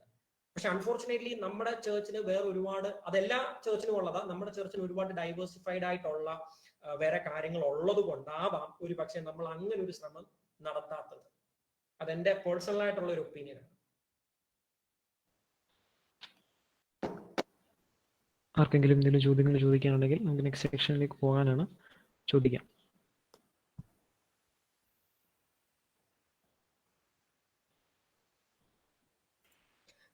എബ്രഹാം കോശിയച്ചൻ എന്തോ ചോദിച്ചിട്ടുണ്ട്, കോപ്റ്റിക് ഓർത്തഡോക്സ് ചർച്ചിന് മിഷൻ സെന്റർ ഉണ്ടോ എന്ന് ചോദിച്ചിട്ടുണ്ട്. കോപ്റ്റിക് ഓർത്തഡോക്സ് ചർച്ചിന് ഇന്ത്യയിൽ ഇപ്പം മിഷൻ ഇല്ല, കാരണം അവര് സിറിയക് ഇന്ത്യൻ ചർച്ചുകളുടെ ജുറിസ്ഡിക്ഷൻ റെസ്പെക്ട് ചെയ്യുന്നുണ്ട്, അതുകൊണ്ട് താൽക്കാലികമായിട്ട് അവർക്ക് മിഷൻ സെന്റേഴ്സ് ഇല്ല. പക്ഷെ പാകിസ്ഥാനിൽ കോപ്റ്റിക് ഓർത്തഡോക്സ് ചർച്ചിന് മിഷൻ സെന്ററുകളുണ്ട്, അവർക്ക് ചേർച്ച് ഉണ്ട്, അച്ഛന്മാരുണ്ട്, പാകിസ്ഥാൻ കൺവേർട്സ് ഉണ്ട്. അതുപോലെ തന്നെ ഈ പാകിസ്ഥാനിൽ വളരെ രസകരമാണ്, അവിടെ റഷ്യൻ ഓർത്തഡോക്സ് ചർച്ചും ഉണ്ട്, ഗ്രീക്ക് ഓർത്തഡോക്സ് ചർച്ചും ഉണ്ട്, കോപ്റ്റിക് ഓർത്തഡോക്സ് ചർച്ചും ഉണ്ട്, ഈ ഈ ഇൻഡിപെൻഡന്റ് ഓർത്തഡോക്സ് ചർച്ചും ഉണ്ട്. ഇതെല്ലാം ഉള്ള ഒരു സ്ഥലമാണ് പാകിസ്ഥാൻ കേട്ടോ. അത് ഇതിന്റെ കൂട്ടത്തിൽ ഞങ്ങൾ പറഞ്ഞു എന്നുള്ളത്.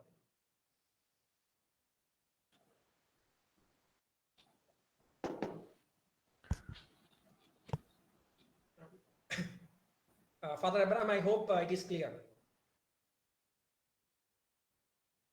Yes. ഇനി ആർക്കെങ്കിലും എന്തെങ്കിലും ചോദിക്കാനുണ്ടെങ്കിൽ ചോദിക്കാം. ആർക്കെങ്കിലും എന്തെങ്കിലും ചോദ്യം ഇല്ല ഉണ്ടോ എന്ന് പറഞ്ഞാൽ can move to next. Yeah, someone. Anyone? Last year Coptic സഭയുടെ ഒരു ഡെലിഗേഷൻ ഇന്ത്യയിലേക്ക് വന്നായിരുന്നല്ലോ. അവർ പറഞ്ഞത് അവർ ബിലീവേഴ്സ് ചർച്ചുമായിട്ട് അസോസിയേറ്റ് ചെയ്ത് നോർത്ത് ഇന്ത്യയിൽ എവിടെയോ ഒരു മിഷൻ സെന്റർ അവർ നടത്തുന്നുണ്ടെന്നാണ് അവർ ആ ഡെലിഗേഷൻ ഇങ്ങനെ പറഞ്ഞതായിട്ട് എനിക്ക് ഓർമ്മയുണ്ട്. അച്ഛാ, ആ ഡെലിഗേഷൻ എവിടെയാ വന്നതെന്നൊന്ന് പറയാമോ? എൻ്റെ അടുക്കല് ദേവലോകത്താണോ വന്നത്? വേറെ ദേവലോകത്ത് വന്നിട്ട് അവര് ഇവിടെ പരുമല അവരെയൊക്കെ ഞാനായിരുന്നു അവരുടെ കൂടെ ഇവിടെ എല്ലാം പോയത്. മരണം ചർച്ചും പരുമല ചർച്ചും ഒക്കെ ഞാൻ അവരുടെ കൂടെ ഉണ്ടായിരുന്നു. അതെ, 3 അച്ഛന്മാരുണ്ടായിരുന്നു. അവരുടെ മിഷൻ സെന്റേഴ്സിന്റെ ചുമതലയുള്ള ഒരു അബൂന, പേര് വിട്ടുപോയി, 3 അബൂനമാരുണ്ടായിരുന്നു.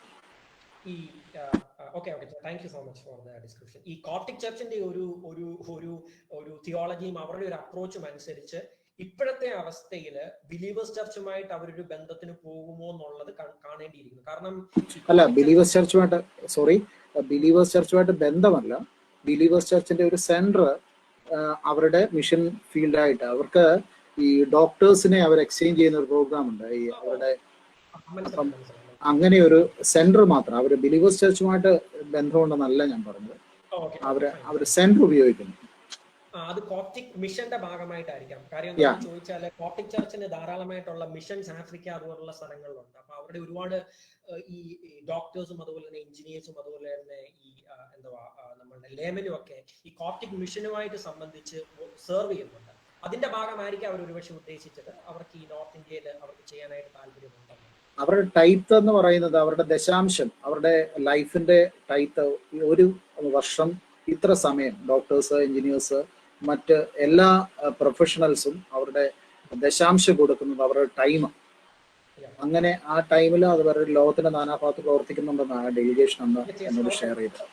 കോപ്റ്റിക് ചർച്ചിന്റെ മിഷൻ ഓറിയന്റൽ ഓർത്തഡോക്സ് ചർച്ചസിൽ അത്യാവശ്യം നല്ല രീതിയിൽ മിഷൻ ചെയ്യുന്ന ഒരു ചേർച്ചാണ് കോപ്റ്റിക് ചർച്ച്. അവർക്ക് ആഫ്രിക്കയിലെ വിവിധ സ്ഥലങ്ങളിലുണ്ട്, ഫിജിയിലുണ്ട്, പാകിസ്ഥാനിലുണ്ട്, സൗത്ത് അമേരിക്കയിലുണ്ട്, യൂറോപ്പിലുണ്ട്, അങ്ങനെ പല സ്ഥലങ്ങളിലും അവര് മിഷൻ ചെയ്യുന്നുണ്ട്. ഈവൻ സൗത്ത് ആഫ്രിക്കയിൽ അവർക്കൊരു മിഷൻ സെന്റർ ഉണ്ട്.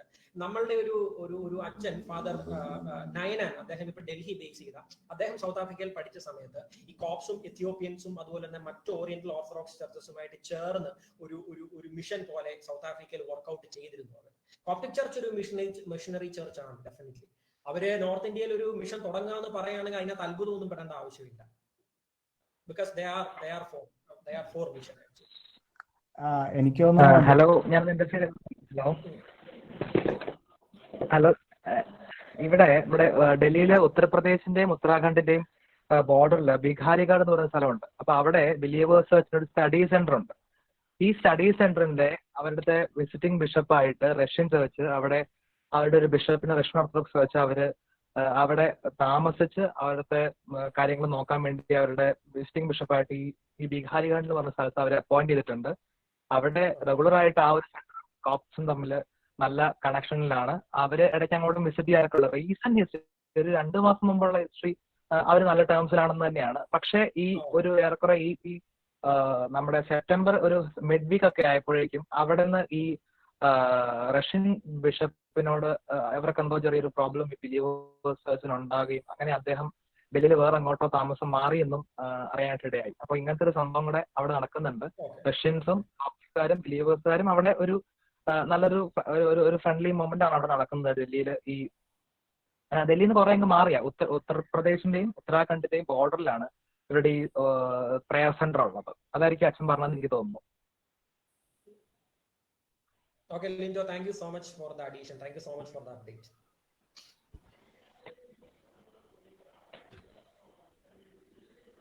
ബെൽ എന്തോ ചോദിക്കാൻ വന്നായിരുന്നോ? അല്ല, എനിക്ക് തോന്നുന്നു അച്ഛൻ ജോസ് സാർ ഉദ്ദേശിച്ചത് ഇവഞ്ചലൈസേഷന്റെ കാര്യത്തില് മലങ്കര സഭയുടെ ജൂറിസ്ഡിക്ഷൻ റെസ്പെക്ട് ചെയ്യുന്നു എന്നുള്ള നിലയിലായിരിക്കാം. പക്ഷെ എനിക്ക് തോന്നുന്നു കോപ്റ്റിക് ചർച്ചിന് ഇവഞ്ചലൈസേഷൻ അല്ല, ബട്ട് ഒരു ആതുര സേവനം എന്നുള്ള നിലയിലാണ് ഇന്ത്യയിൽ പ്രവർത്തിക്കുന്നത് എന്നാണ് ഒരു. അതായത് കോപ്റ്റിക് ചർച്ച് അത് കറക്റ്റ് ആണ്. അത് ഓർമ്മിച്ചത് നന്നായി. ഒരു ഇവാഞ്ചലൈസേഷൻ എന്നുള്ള രീതിയിലും ഒരു സിസ്റ്റർ ചർച്ച് എന്നുള്ള രീതിയിലും ഒരു ജൂറിസ്ഡിക്ഷൻ കാര്യമായിട്ട് അവർ റെസ്പെക്ട് ചെയ്യും.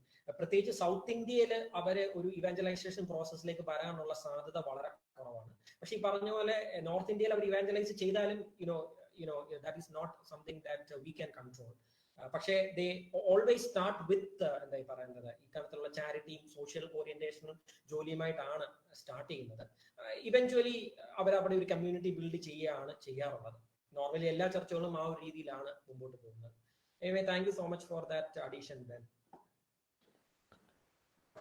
Can move next.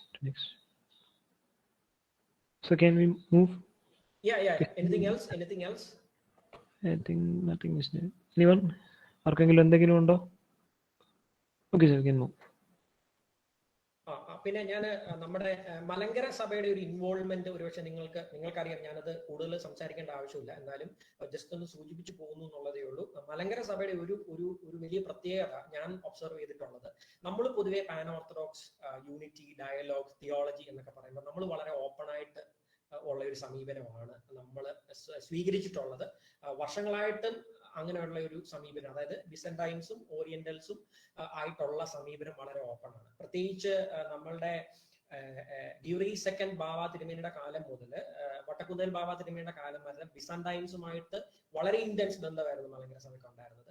അതിനുശേഷം കുറച്ചുകൂടെ നമ്മൾ ഒരു സമുദായ കേസിൽ ഒന്ന് നമ്മൾ കുറച്ചൊന്ന് കുഴഞ്ഞു പോയപ്പോൾ കുറച്ചൊരല്പം ബന്ധങ്ങൾക്കൊക്കെ ഒരല്പം ശോഷണം ഉണ്ടായി. പക്ഷേ മാത്യു സെക്കൻഡ് തിരുമേനിയുടെ സമയത്താണെങ്കിലും ദിദിമോസ് ബാവ തിരുമേനിയുടെ സമയത്താണെങ്കിലും ബന്ധങ്ങൾ ഇങ്ങനെ നോർമലൈസ് ചെയ്ത് പോയിരുന്നു. ഇപ്പം പൗലോസ് ബാവ തിരുമേനിയുടെ സമയത്ത് അത് പിന്നെയും ഒരു ഗ്രാഫ് ഉയർന്നിട്ടുണ്ട്, മുകളിലോട്ട് പോയിട്ടുണ്ട്. അത് എക്യുമെനിക് റിലേഷൻസ് ഡിപ്പാർട്ട്മെന്റിന്റെയും ബാവ തിരുമേനിയുടെ ഒരു വ്യക്തിപരമായിട്ടുള്ള ഒരു ഇനീഷ്യേറ്റീവ് അതിനകത്തുണ്ട്. അതുകൊണ്ടാണ് നമുക്കിപ്പം ഈ റഷ്യൻ ചർച്ചുമായിട്ടോ അല്ലെങ്കിൽ മറ്റുള്ള സഭകളുമായിട്ടുള്ള ഒരു അടുപ്പം നമ്മളിപ്പോ കാണുന്നത്.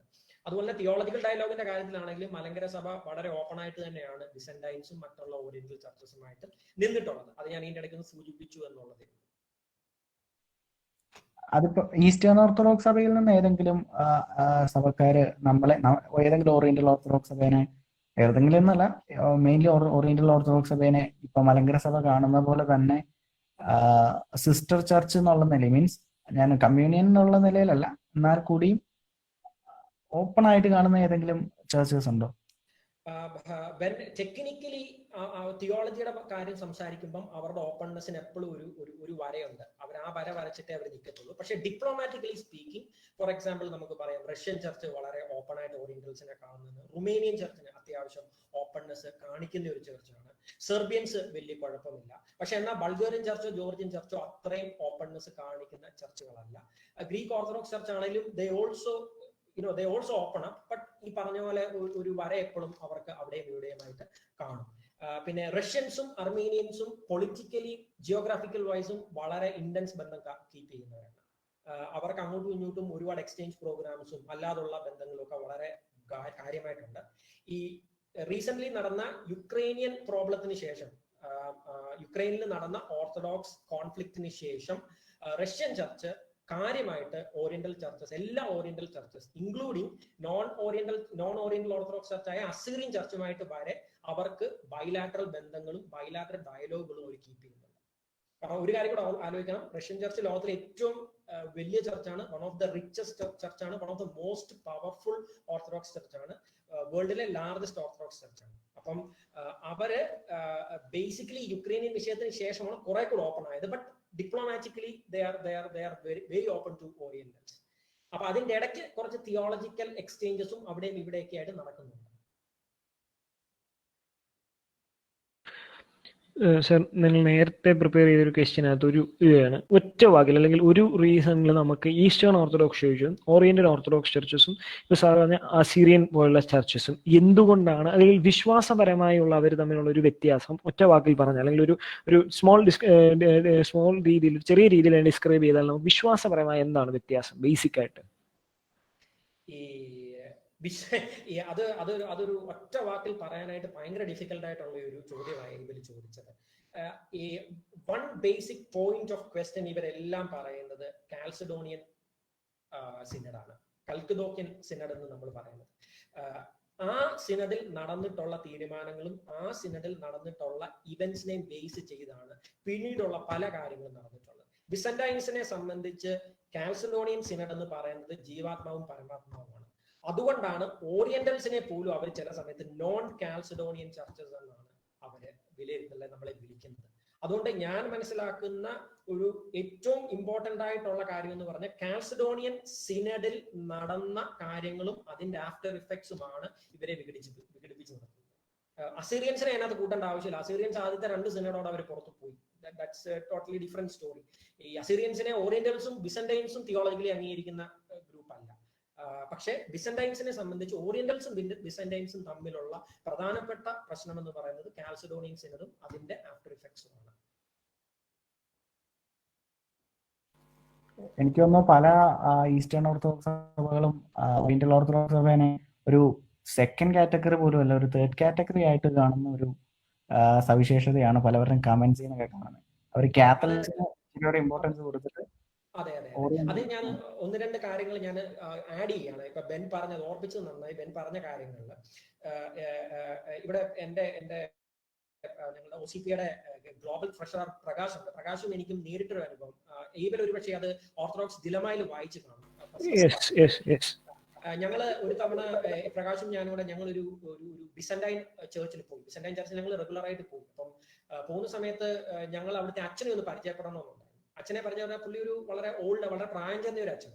അപ്പം ലിറ്റർജി കഴിഞ്ഞിട്ട് പ്രകാശും ഞാനും കൂടെ അവിടെ ചെന്ന് അച്ഛന് ഷെയ്ക്കാനൊക്കെ കൊടുത്ത് അച്ഛന്റെ ബ്ലെസ്സിംഗ് വാങ്ങിക്കാനായിട്ട് we come from India, we are coming from Indian Orthodox church എന്നൊക്കെ പറഞ്ഞു. അച്ഛൻ നേരെ മുഖം തിരിച്ചിട്ട് പറഞ്ഞു ഗെറ്റ് ഔട്ട് എന്ന് ആദ്യമേ പറഞ്ഞത്. പൊക്കോ, ഈ ഭാഗത്തേക്ക് കണ്ടുവരും, you don't belong to our community, go to your Indian or Syriac church and never return back. ഇതായിരുന്നു ആ പ്രായം ചെന്ന അച്ഛന്റെ റെസ്പോൺസ്. അതാ കാണിക്കുന്നത് ഫെനാറ്റിക് ബിസന്റൈൻ ആറ്റിറ്റ്യൂഡ് ആണ് കാണുന്നത്. ഇത് ഒരുപാട് വർഷങ്ങളൊന്നുമല്ല, 3-4-5 ഇയേഴ്സിന് മുമ്പ് നടന്ന കാര്യമാണ് ഞാൻ പറയുന്നത്. അപ്പൊ അങ്ങനെ ഒരു ഫെനാറ്റിക് ആറ്റിറ്റ്യൂഡ് ബിസന്റൈൻസിന്റെ ഉള്ളിലുണ്ട്. അതുപോലെ നിങ്ങൾ സോഷ്യൽ മീഡിയയിലെ കമന്റുകൾ ശ്രദ്ധിച്ചാൽ അറിയാം. ബെൻ പറഞ്ഞ പോലെ ഓറിയന്റൽസിനെ ക്രിസ്ത്യൻസ് ആയിട്ട് പോലും ചിലപ്പോൾ ബിസന്റൈൻസ് കാണില്ല. അപ്പം ഇന്നാളൊരു കമന്റ് ഒരു ബിസന്റൈൻ ഒരു മനുഷ്യൻ വളരെ ഫെനാറ്റിക് ആയിട്ടുള്ള ഒരു ഈസ്റ്റേൺ ഓർത്തഡോക്സ് ആരൻ പറഞ്ഞതാണ്. കുറച്ച് നാളുകൾക്ക് മുമ്പ് ഒരു group of Coptic orthodox priests അവരുടെ ഡെലിഗേഷൻ മൗണ്ട് ആദോസ് എന്ന് പറഞ്ഞാൽ ഈ ബിസന്റൈൻ ഓർത്തഡോക്സുകളുടെ ഒരു പ്രധാനപ്പെട്ട സെന്റർ ആണ്. അത് മൊണാസ്റ്റിക് റിപ്പബ്ലിക് ഓഫ് മൗണ്ട് ആദോസ് എന്ന് അറിയപ്പെടുന്നു. അവിടെ പോയി അവരെ സ്വീകരിച്ചു, അവരൊക്കെ ഷെയ്ക്കാൻ്റെ കൊടുത്തു, ആഹാരമൊക്കെ കൊടുത്ത് തിരിച്ചു വിട്ടു. ഇതിനെ കുറിച്ചുള്ള ന്യൂസ് പുറത്തു വന്നപ്പം ഈ ബിസന്റൈൻ ഓർത്തഡോക്സുകാരൻ പറഞ്ഞ എന്താണെന്നറിയാം? Let Mount Athos burn in eternal fire, let them go to hell because they accepted and they received monophysite heretics. ഇതാണ് അയാള് കമന്റ് ചെയ്ത അല്ലെ അയാൾ പറഞ്ഞ സോഷ്യൽ മീഡിയയിൽ എഴുതിയ വാചകം. അതുപോലെ തന്നെ എന്നോട് ഒരു കോപ്റ്റിക് ഒരു ക്രിലോസ് എന്ന് പറഞ്ഞ ഒരു കൂട്ടുകാരുടെ അച്ഛനുണ്ട്. അച്ഛൻ ഷെയർ ചെയ്തൊരു കാര്യം, അത് ഞാൻ ഡിലമയിൽ ഏബിൽ വായിച്ചു കാണും. ഈ ഈജിപ്തിൽ ധാരാളമായിട്ട് ക്രിസ്ത്യാനികളെ കോപ്റ്റിക് ഓർത്തഡോക്സുകാരെ കൊല്ലുന്നൊക്കെ ഒരു അവസ്ഥ നിങ്ങൾക്ക് അറിയാം, ബോംബാലും മറ്റുള്ള വിഷയങ്ങളാലും. ഒരു തവണ ഈ കിർലോസ് അച്ഛൻ അമേരിക്കയിലാണ്, ഒരു ബിസന്റൈൻ ഓർത്തഡോക്സ് മൊണാസ്ട്രി വിസിറ്റ് ചെയ്യാനായിട്ട് പോയി. അപ്പൊ അവിടെ ചെന്നപ്പം അച്ഛനോട് പറഞ്ഞ കമന്റ്, നിങ്ങൾ മൊണോഫസൈറ്റ് ഹെററ്റിക്സ് ആയതുകൊണ്ടാണ് ഈ റാഡിക്കൽ ഇസ്ലാംസും മറ്റുള്ളവരും നിങ്ങളെ ബോംബ് ചെയ്ത് കൊല്ലുന്നത്. അച്ഛനോട് പറഞ്ഞിട്ട്. അപ്പൊ അച്ഛൻ just imagine the kind of fanaticism they have. പക്ഷെ എന്നും പറഞ്ഞ് എല്ലാ ആൾക്കാരും എല്ലാ ബിസന്റൈൻസും കുഴപ്പക്കാരാണെന്നോ എല്ലാ ഈസ്റ്റേൺ ഓർത്തഡോക്സുകാരും നമ്മളെ മോശമായിട്ടാണ് കാണുന്നതെന്നല്ല ഞാൻ ഉദ്ദേശിച്ചത്. ബട്ട് ഇങ്ങനെയുള്ള എക്സ്പീരിയൻസസ് ബിസന്റൈൻസിന്റെ ഭാഗത്തുനിന്ന് നിങ്ങൾക്ക് വ്യക്തിപരമായോ അല്ലാതെയോ ഉണ്ടായാൽ അത് കാര്യമാക്കണ്ട, ദാറ്റ് ഈസ് എക്സ്പെക്ടഡ് എന്ന് മാത്രമേ ഞാൻ ഇവിടെ ഉദ്ദേശിച്ചു. പക്ഷെ ഓറിയന്റൽ ഓർത്തഡോക്സ് സഭയുടെ ഭാഗത്തുനിന്ന് ഒരു സഭയും അങ്ങനെ ഒരു സ്റ്റാൻഡ് എടുക്കുന്നില്ല എന്ന് തോന്നുന്നല്ലേ? ഓറിയന്റൽ ഓർത്തഡോക്സ് ചർച്ചസിന്റെ ഭാഗത്തുനിന്ന് ചില ഗ്രൂപ്പുകൾ, അതായത് നോർമലി ബിസന്റൈൻസിന്റെ കാര്യം വരുമ്പോൾ ഓറിയന്റൽ ഓർത്തഡോക്സ് അത്രയും ഫനാറ്റിക് അല്ലെങ്കിലും, ഫോർ എക്സാമ്പിൾ കഴിഞ്ഞ വർഷം അർമീനിയൻ അച്ഛനോട് പറഞ്ഞ കമന്റ്, നിങ്ങൾ മൊണോഫസൈറ്റ് ഹെററ്റിക് റാഡിക്കൽ ഒരു റാഡിക്കൽ ഇസ്ലാംസും നേതൃത്വത്തിൽ ഉണ്ടായിരുന്നു. അവർ ഭയങ്കര ഫനാറ്റിക് ഇമാജിൻ കൈൻഡ് ഓഫ്. അവര് ഇപ്പോഴത്തെ എല്ലാ ആൾക്കാരും അതിശക്തമായിട്ടുള്ള സമരമുറകൾ തുടങ്ങി. അവര് ഇച്മിയാസിനിൽ പോയി ഖരാവോ ചെയ്തു, അദ്ദേഹത്തെ പബ്ലിക്കായിട്ട് ഖരാവോ ചെയ്തു. അവിടെ ചില പൊളിറ്റിക്കൽ വിഷയങ്ങളും തിയോളജിക്കൽ വിഷയങ്ങളും ഉണ്ടാകും. ഈ ഗ്രൂപ്പ് എക്സെപ്ഷനലി ആന്റി ബൈസന്റൈൻ. അവര് പറയുന്നത് ആവശ്യമില്ലാത്ത എക്യൂമിനിക്കൽ ബന്ധങ്ങൾക്കാണ് അർമീനിയൻ ചർച്ചോ അല്ല മറ്റു ഓറിയന്റൽ ചർച്ചസോ ബിസന്റൈൻസുമായിട്ട് പോകുന്ന അതിന്റെ ആവശ്യമില്ല.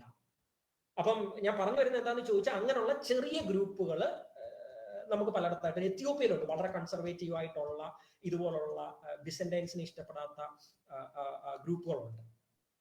അപ്പം അതുകൊണ്ട് പക്ഷേ ജനറലൈസ് ചെയ്യാൻ ഒക്കത്തില്ല. പക്ഷെ ബിസന്റൈൻസിന്റെ കാര്യത്തിൽ അങ്ങനെയല്ല. അവർ വളരെ ഓപ്പൺ ആണ്, വളരെ റാഡിക്കൽ ആണ്. അവര് ചിലപ്പോൾ മുഖത്ത് നോക്കി നമ്മളോട് ഈ കാര്യങ്ങൾ പറയും.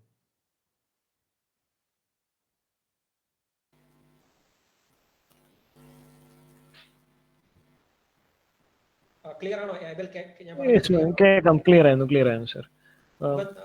നമ്മൾ ഒരു കാര്യം പ്രത്യേകം മനസ്സിൽ വെക്കുക, നമ്മൾ ഇവരെ അപ്രോച്ച് ചെയ്യുമ്പോൾ, ബിസന്റൈൻസിനെ ആണെങ്കിലും മറ്റുള്ളവരെ അപ്രോച്ച് ചെയ്യുമ്പോൾ, നമുക്കൊരു തുറവി ഇല്ലെങ്കിൽ പാൻ ഓർത്തഡോക്സ് നടക്കത്തില്ല. You have to be open.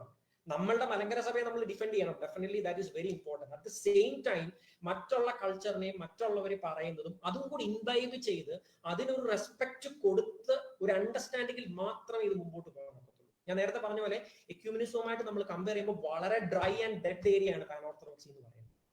അതും വളരെ റാഡിക്കൽ ആയിട്ടുള്ള ആൾക്കാരെ ആയിരിക്കും നമ്മൾ കാണേണ്ടി വരുന്നത്. അപ്പം ഞങ്ങളെ അന്ന് മറ്റേ ആ ബിസന്റൈൻ അച്ഛൻ ഇറക്കി വിട്ടപ്പം ഞങ്ങൾ അതുവഴി പോയില്ല. പിറ്റേ ദിവസം പ്രകാശം ഞാനും അതേ പള്ളിയിൽ തന്നെ അച്ഛന്റെ ഫ്രണ്ടിൽ പോയിരുന്നു. നമുക്ക് അങ്ങനെ അവരെ നമുക്ക് ടാക്കിൾ ചെയ്യാൻ പറ്റത്തുള്ളൂ. It's very hard. പക്ഷേ ഈ പറയുന്ന പോലെ സഭകൾ തമ്മിലുള്ള ഡിപ്ലോമാറ്റിക് റിലേഷൻഷിപ്പ് നോക്കുമ്പോൾ അവർ വളരെ ഓപ്പൺ ആണ്, കുഴപ്പമൊന്നുമില്ല, വളരെ രസകരമായിട്ട് നമ്മളോട് ഇടപെടും. ഈ നോർത്ത് ഇന്ത്യയിലുള്ള റഷ്യൻസിന്റെ കാര്യം പറയാം. നിങ്ങളൊക്കെ ചിലപ്പോൾ ഒരുപക്ഷെ വായിച്ച് കാണും.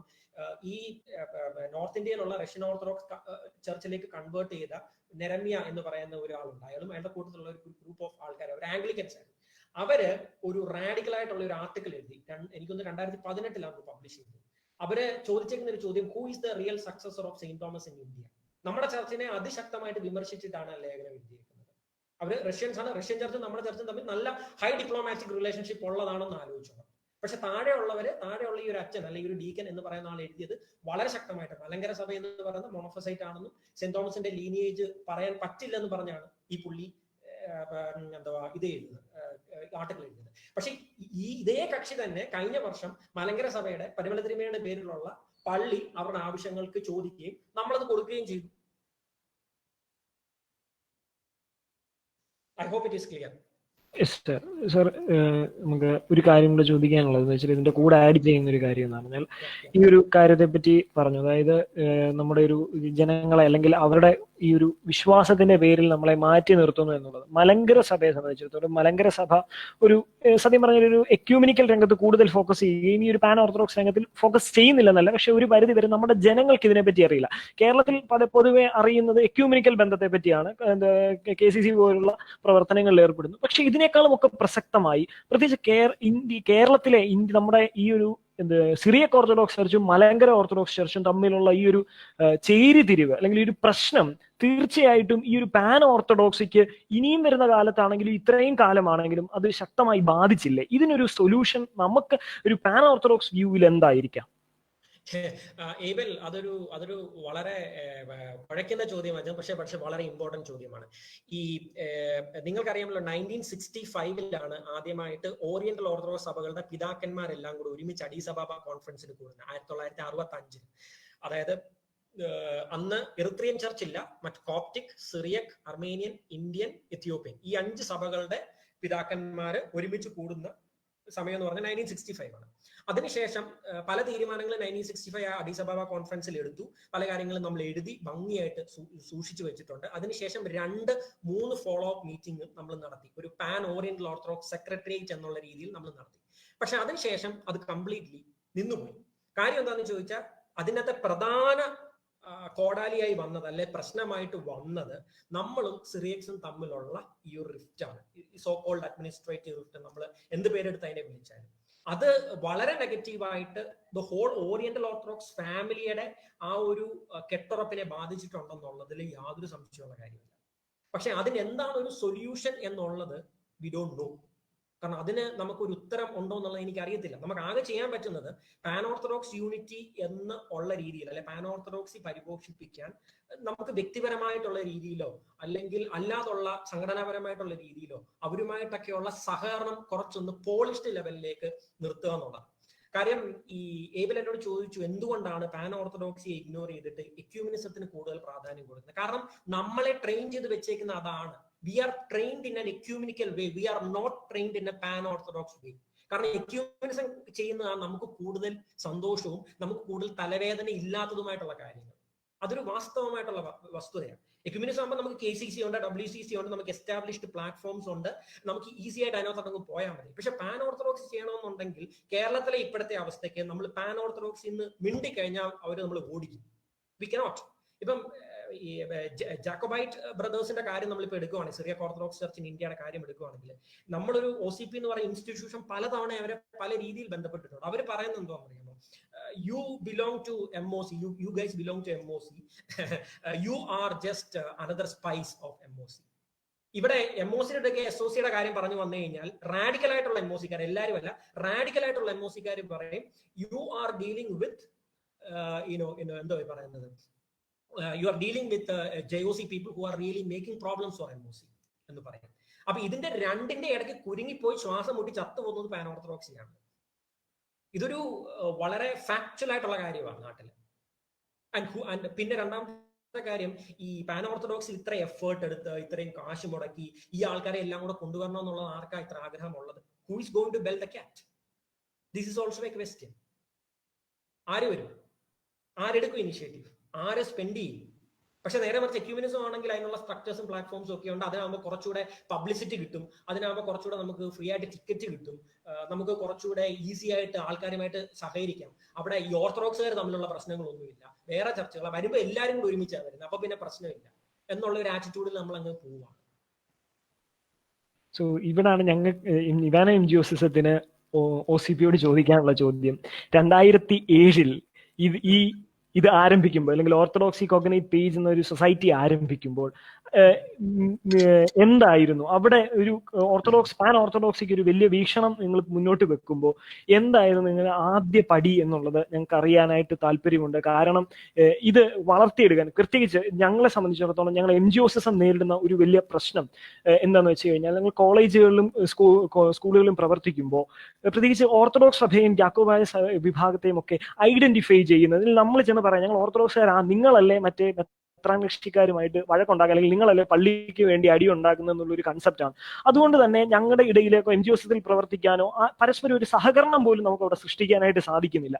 ആ ഒരു സാഹചര്യത്തിലാണ് നിങ്ങൾ 2007 എത്രമാത്രം ഈ ഓർത്തഡോക്സ് ദിലീമ എന്ന് പറയുന്ന പുസ്തകം വായിക്കും വ്യക്തമാണ് എത്രമാത്രം കഷ്ടപ്പെട്ടിട്ടാണ് ഇത്രയും നിങ്ങൾ കൊണ്ടുവന്നത് എന്നുള്ളത്. അപ്പൊ എന്തായിരുന്നു 2007 OCP സ്റ്റാർട്ട് ചെയ്തപ്പോൾ ഉണ്ടായിരുന്ന ഒരു വീക്ഷണം, അല്ലെങ്കിൽ അത് എത്രമാത്രം ഇന്ന് വരെ 2020 എത്തി നിൽക്കുമ്പോൾ എന്തുമാത്രം ഫുൾഫിൽ ചെയ്യാനായിട്ട് സാധിച്ചിട്ടുണ്ട്?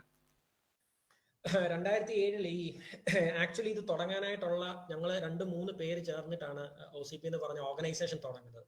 അന്ന് തുടങ്ങുമ്പം അതൊരു പക്ഷേ ഞങ്ങളുടെ വ്യക്തിപരമായിട്ടുള്ള ഒരു ഗ്ലോബൽ ഓർത്തഡോക്സ് ഒരു പ്ലാറ്റ്ഫോം, അതായത് എന്നെ കൊണ്ട് ചിന്തിപ്പിച്ചത് ഇത്രയേ ഉള്ളൂ. അത് ഞാൻ എക്സ്പ്ലെയിൻ ചെയ്യാൻ ശ്രമിക്കാം. I hope you will get me. അതായത് ലോകത്തുള്ള എല്ലാ ചേർച്ചസിനും അവരവരുടേതായിട്ടുള്ള ഒരു കോമൺ പ്ലാറ്റ്ഫോമോ അല്ലെങ്കിൽ അവർക്ക് ഒരുമിച്ച് വരാനായിട്ടുള്ള എന്തെങ്കിലുമൊക്കെ സാധ്യതകളുണ്ട്. പക്ഷെ ഓർത്തഡോക്സ് ചർച്ചസിന്റെ കാര്യം നോക്കുമ്പോൾ നമുക്ക് അങ്ങനെ ഒന്നുമില്ല.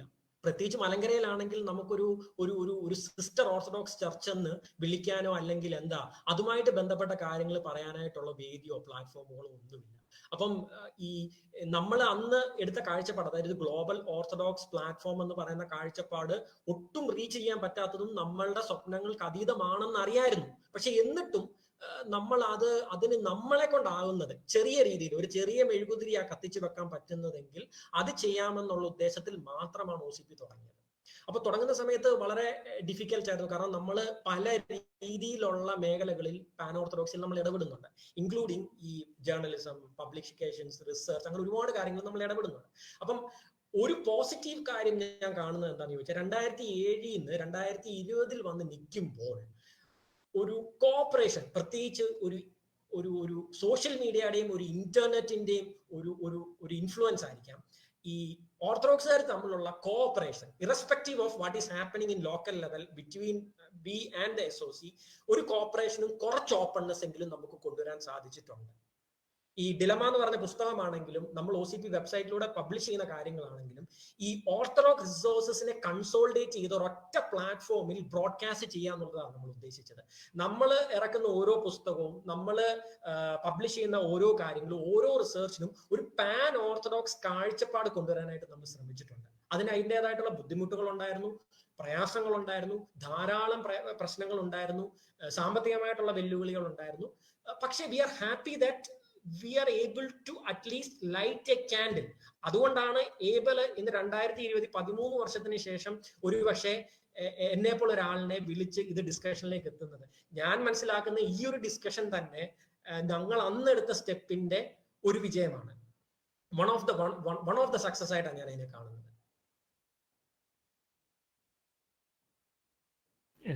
Thank you sir. ആർക്കെങ്കിലും എന്തെങ്കിലും ചോദ്യങ്ങൾ ഉണ്ടെങ്കിൽ നമുക്ക് സർ, നമ്മൾ 8:15 വരെയാണ് സമയം ക്രമീകരിച്ചിരിക്കുന്നത്. ഓക്കെ, വേറെ എന്തെങ്കിലും ഉണ്ടെങ്കിൽ ചോദിക്കാം.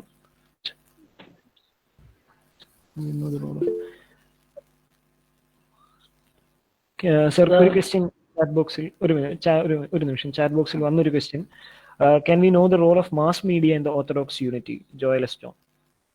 ജോയൽ, ഈ mass media and pan orthodox unity എന്ന് പറഞ്ഞ് 2014 ഞാൻ തെസലോനിക്കയിൽ ഡെലിവറി ചെയ്തൊരു സ്പീച്ച് ഉണ്ട്. അത് ഞാൻ ഏബലിന്റെ കയ്യിൽ ഞാനത് കൊടുത്തുവിടാം. ആൻഡ് ഞാനത് അതിന്റെ ഒരു സ്പീച്ചും അതുപോലെ തന്നെ ചില ഡോക്യുമെന്റ്സും ഉണ്ട്, ഞാൻ കൊടുത്തുവിടാം.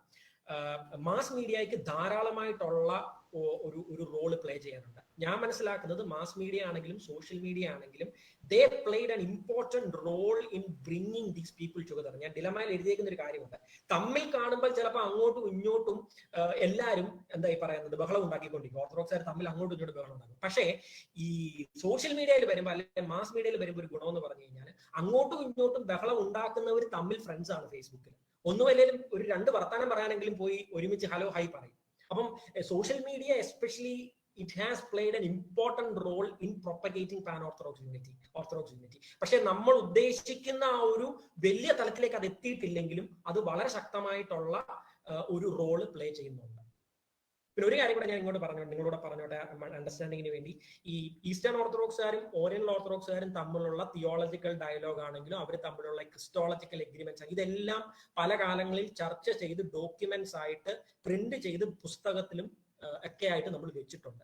അൺഫോർച്ചുനേറ്റ്ലി ഈ സാധനങ്ങൾ ഒന്നും തന്നെ പ്രാക്ടിക്കൽ ലെവലിലേക്ക്, ജനങ്ങളുടെ ഇടയിലേക്ക്, മെത്രാച്ചന്മാരുടെ ഇടയിലേക്ക്, അച്ഛന്മാരുടെ ഇടയിലേക്ക്, അല്ലെങ്കിൽ ഇത് ആരുടെ ഇടയിലേക്കാണോ ഇറങ്ങേണ്ടത് ആ ലെവലിലേക്ക് എത്തിക്കാനായിട്ട് നമ്മൾ ഫെയിൽ ആയി പോയി എന്നുള്ളത് ഒരു പ്രധാന പ്രശ്നമായിട്ട് നിൽക്കുന്നു.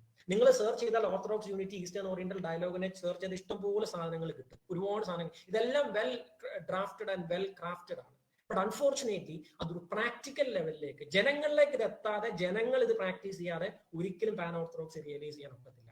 കുറച്ച് മെത്രാച്ചന്മാരും കുറച്ച് അച്ഛന്മാരും കൂടി ഇരുന്ന് കാപ്പി കുടിച്ച് പാട്രിസ്റ്റിക് ഡയലോഗും നടത്തി ഫോട്ടോയും എടുത്ത് വീട്ടിൽ പോകുന്നതല്ല പാൻ ഓർത്തഡോക്സി എന്ന് പറഞ്ഞത്. അതിന് ഒരുപാട് തലങ്ങളുണ്ട്. അതിനൊരു എക്കണോമിക് സൈഡ് ഉണ്ട്, അതിനൊരു സ്പിരിച്വൽ സൈഡ് ഉണ്ട്, അതിനൊരു അഡ്മിനിസ്ട്രേറ്റീവ് സൈഡ് ഉണ്ട്, അതിനൊരു എന്തോ ഒരു കോഓപ്പറേറ്റീവ് സൈഡ് ഉണ്ട്. അങ്ങനെ പല തലങ്ങൾ ഒരുമിച്ച് വരുമ്പോൾ മാത്രമേ പാൻ ഓർത്തഡോക്സി റിയലൈസ് ചെയ്യാൻ ഒക്കത്തുള്ളൂ.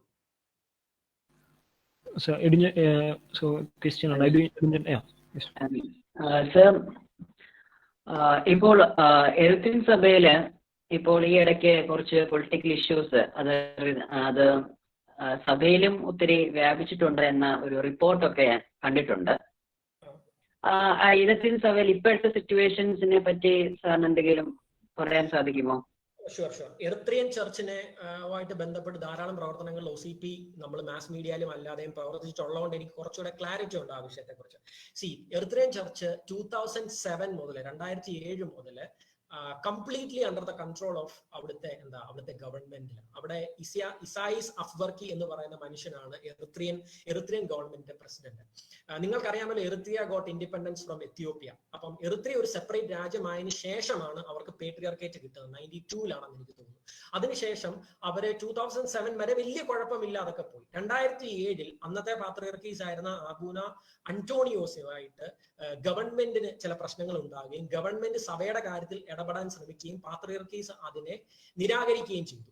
ആ ഒരൊറ്റ പേരിൽ ഗവൺമെന്റ് ആൾക്കാർ, സെക്യൂരിറ്റി ഫോഴ്സസ് പാത്രിയർക്കീസിനെ പിടിച്ച് ഡീറ്റെയിൻ ചെയ്യുക എന്ന് പറഞ്ഞാൽ വീട്ടുതടങ്കലിൽ പാർപ്പിച്ചു. അന്ന് മുതൽ എറിത്രിയൻ ചർച്ച് ഇന്റൻസ് ആയിട്ടുള്ള ഇന്റേണൽ പ്രശ്നങ്ങളിലൂടെ കടന്നു പോകുന്നത്.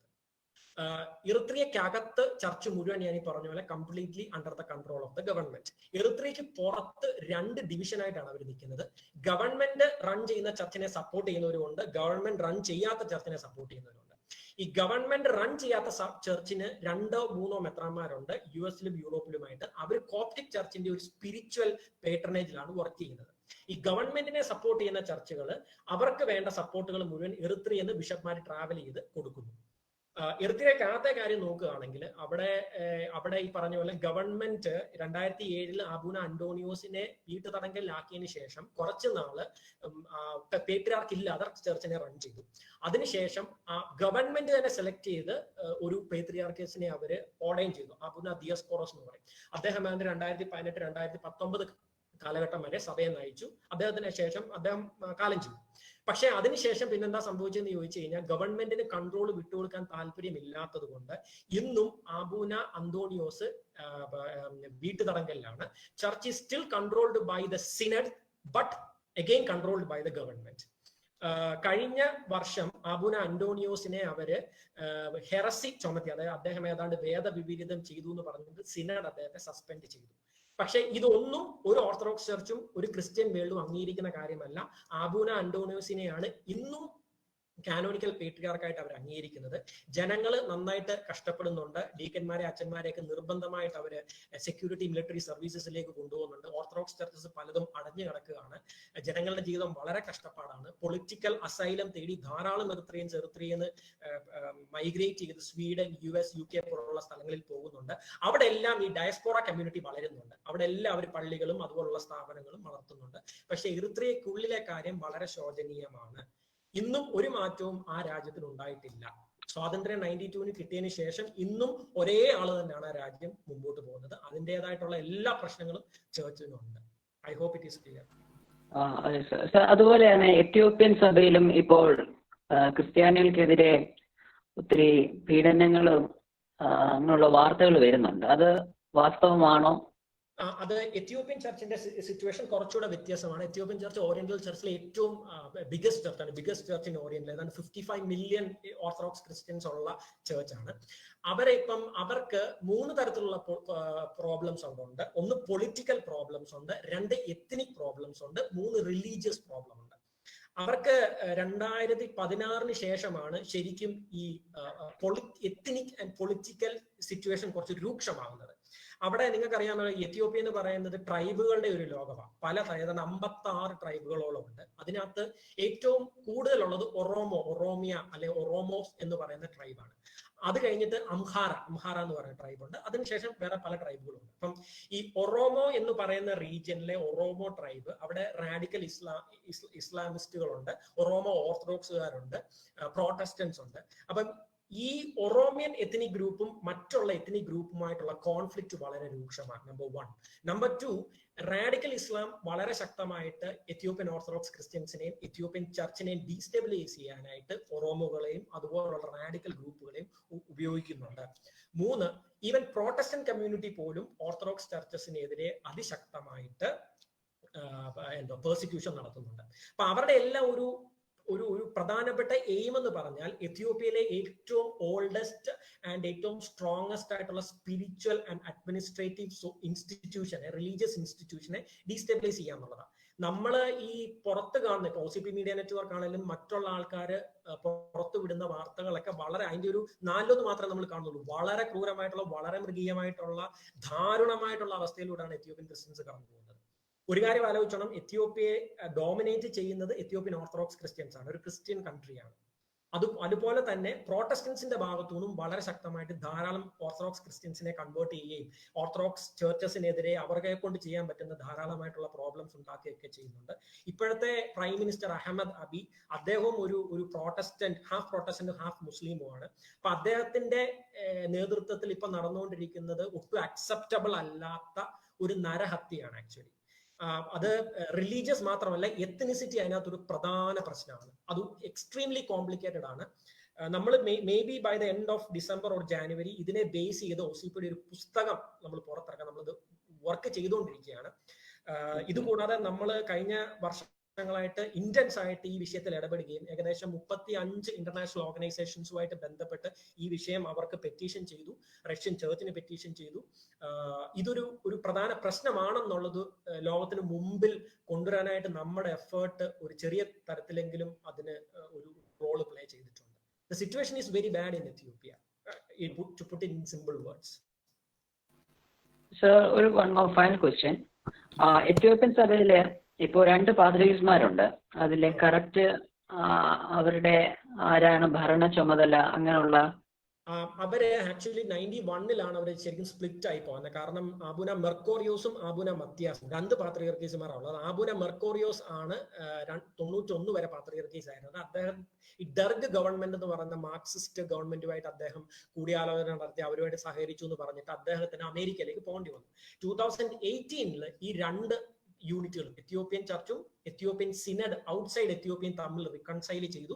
2 പാത്രിയർക്കീസുമാരും തുല്യ സ്ഥാനത്തോടെയാണ് എത്യോപ്യൻ ചർച്ച് അവിടെ ഇരുത്തിയേക്കുന്നത്. പക്ഷെ ഭരണം നടത്തുന്നത്, അഡ്മിനിസ്ട്രേറ്റീവ് ഭരണം നടത്തുന്നത് അബുന മത്തിയാസ് ആണ്.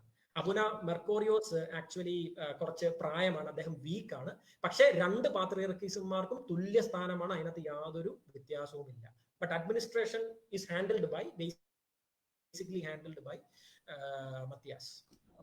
Okay, thank you sir.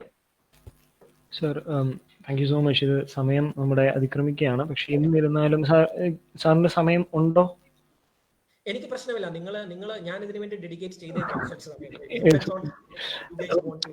Okay, ഞങ്ങൾ പ്രിപ്പയർ ചെയ്തൊരു ക്വസ്റ്റ്യൻ. ഓക്കെ, സർ, 2 ചോദ്യങ്ങളുണ്ട്.